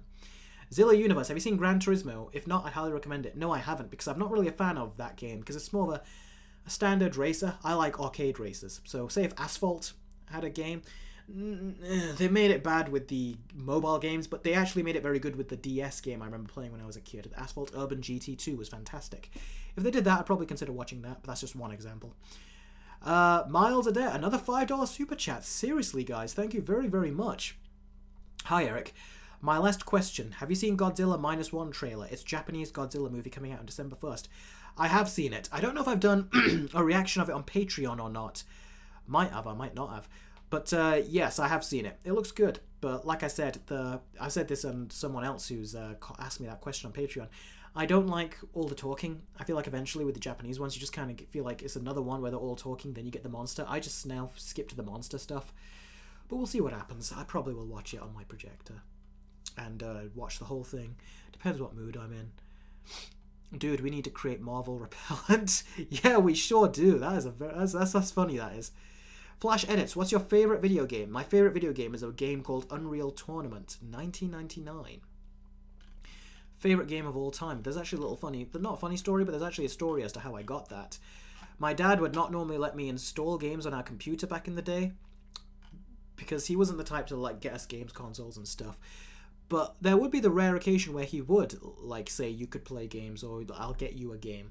And this is the earliest memory I have where me and my dad, we walked into a game shop, and I was like, as a kid, I was like, I want to get the first game that I see, because there were so many cool box art covers, and you turn the cover around, and then you look at the back of the cover, and there's cool screenshots, and you were like, that looks fun.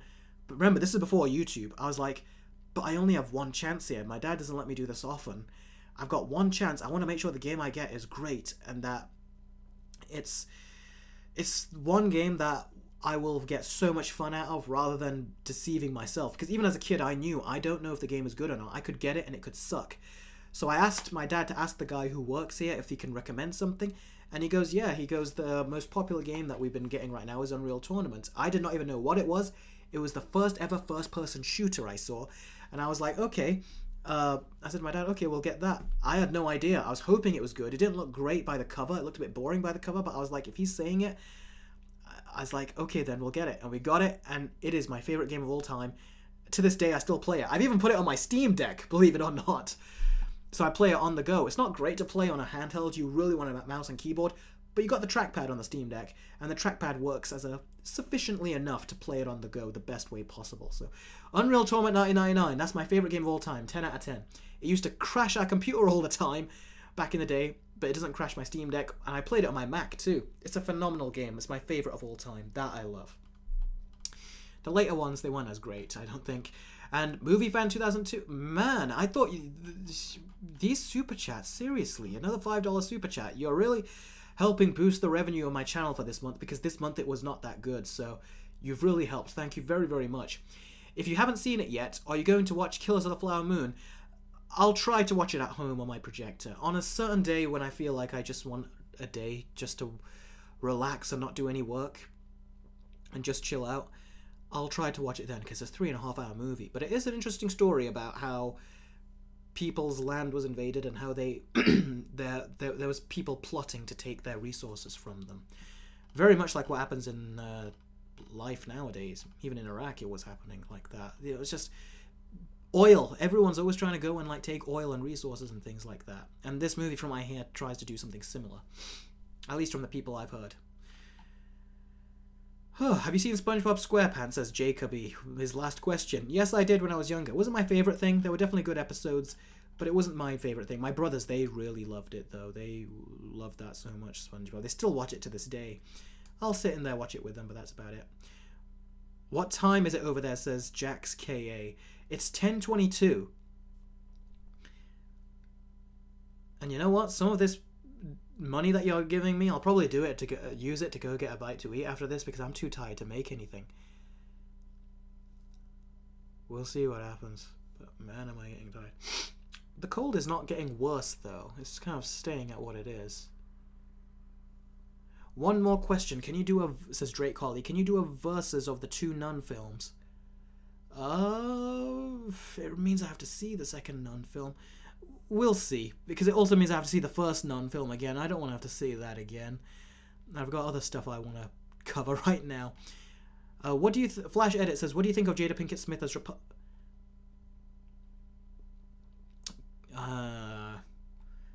no. How about we just do Jada Pinkett Smith as nothing? But I do like how you say as Rapunzel. Is that a joke on her hair? That's funny. That is. I just got that. I just saw her name. I was like, no Jada Pinkett Smith in anything. Happy Halloween, says Jess. Thank you very much. Happy Halloween to you too, although it is early to say Happy Halloween. But yeah, I've got Halloween treats for you guys when it comes to Halloween. Like I said, I'm going to upload on Patreon Let's watch Five Nights at Freddy's, and you'll be watching me watching the movie for the first time, and I'll be giving you my thoughts on the franchise as a whole, just the video game property as well, and then I'll give you my thoughts on the final movie. I'll even give you a score of out of 10 what I think of the movie on Patreon. So that'll be coming tomorrow. It's an hour-long video, so you'll definitely get your money's worth. Disney actually announced what? Film edits? You're scaring me. Are you talking about Jada Pinkett Smith as Rapunzel? They actually announced that. What the heck? With everything going on with her, they announced that. Let me take a look. I gotta see that to believe that.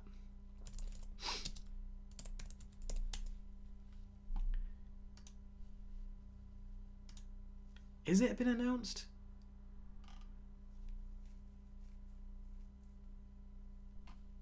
Did Disney cast Jada Pinkett Smith as Rapunzel in live action Tangled?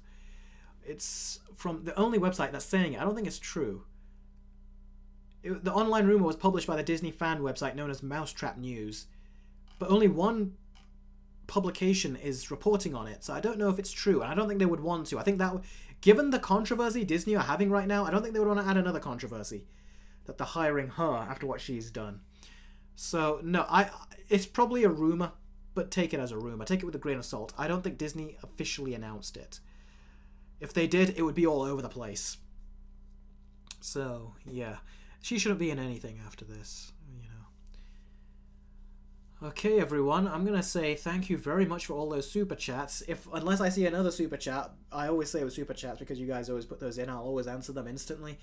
But unless I see another super chat, I think I'm going to be saying my goodbyes to you guys right now and closing out this live stream. Paul Darst says, what do you think the essential Halloween movies to rewatch every year are? I don't really know. I just watch whichever I feel like that year. Movie fan, you managed to get in there just in time. How long do you think it will take to animate the entirety of Beyond the Spider-Verse? Well, it took... Put it this way. The first Spider-Man game, I have that back there as well on PS4. It came out in, I think it was 2017. Or was it 18? Yeah, 2018. And 5 years, and Into the Spider-Verse came out that year. Then 5 years later, the Spider-Man 2 game came out in 2023, this year. I guess what else came out this year? Across the Spider-Verse. So if you ask me, you're not going to like this answer. It's going to take another 5 years, I think, for Beyond the Spider-Verse to come out. 5 years. So that's what we're looking at. So, yeah, I'm sorry to tell you that, but that's exactly what we're looking at, I think. So, again, thank you very much for the super chat. And again, unless there's another super chat that comes in as I'm giving you my goodbyes, I'm gonna have to say goodbye here, unless another one comes in where that happens. But yeah, thank you guys very much for sitting through this entire stream. I hope I was able to answer as much of your questions as possible. Thank you very much for the super chats. I think that's really, really gonna help for the payment I get from YouTube for the next month, and that will help. So thank you very much. Like I always say, Iron Warrior has put another super chat in. Thank you very much. Last super chat here. The Boys or Game of Thrones? I've not seen Game of Thrones. I'm sorry, I wanted to watch it at first when I heard that Sean Bean was in it. But then when I found out that he died very early on, and then I also found out that the show is like Lord of the Rings, which I was happy about, but then I found out it's like a very perverted Lord of the Rings. I was like, okay, probably not. I was like, I wouldn't watch it. But then afterwards I thought, all right, you know what? When the whole show comes out, I'll watch it. But then the show was just bad. People did not like it. I thought, all right, no. So The Boys over Game of Thrones. So again, any super chats come in, I'll answer it. But for now, I'm going to say my goodbyes to all of you. Thank you very much for sticking through the live stream. I really do appreciate it. It's an absolute joy speaking to all of you. I am not supposed to be speaking for as long as I do, but I really have so much fun talking to all of you. So yeah, let's just double check. How long has this been? It's 2 hour and 20 minute live stream we're approaching. So, and I've been ill at this time too. So thank you very, very much. Lindsay Curtis, goodbye, Eric. Goodbye to you too. Hope you have a wonderful Halloween and keep on doing great with those verse videos. Thank you very much. And I hope you guys have a great Halloween too. So, and like I said, I haven't got no tricks for you, but I've got treats for you on Halloween all over on my Patreon. And I've already done a quick movie review that's Halloween related with Saw, and with a versus video, which is Megan versus Child's Play. So I've done that as a Halloween thing as well. So thank you very, very much for your super chats. Thank you very, very much for commenting and joining this live stream. And just thank you very much for being the best viewers a content creator could have. I really do appreciate each and every single one of you. And I can't wait to keep making more videos for you guys. So thanks very much, guys, so much for joining the live stream. And I will catch all of you very soon. Take care.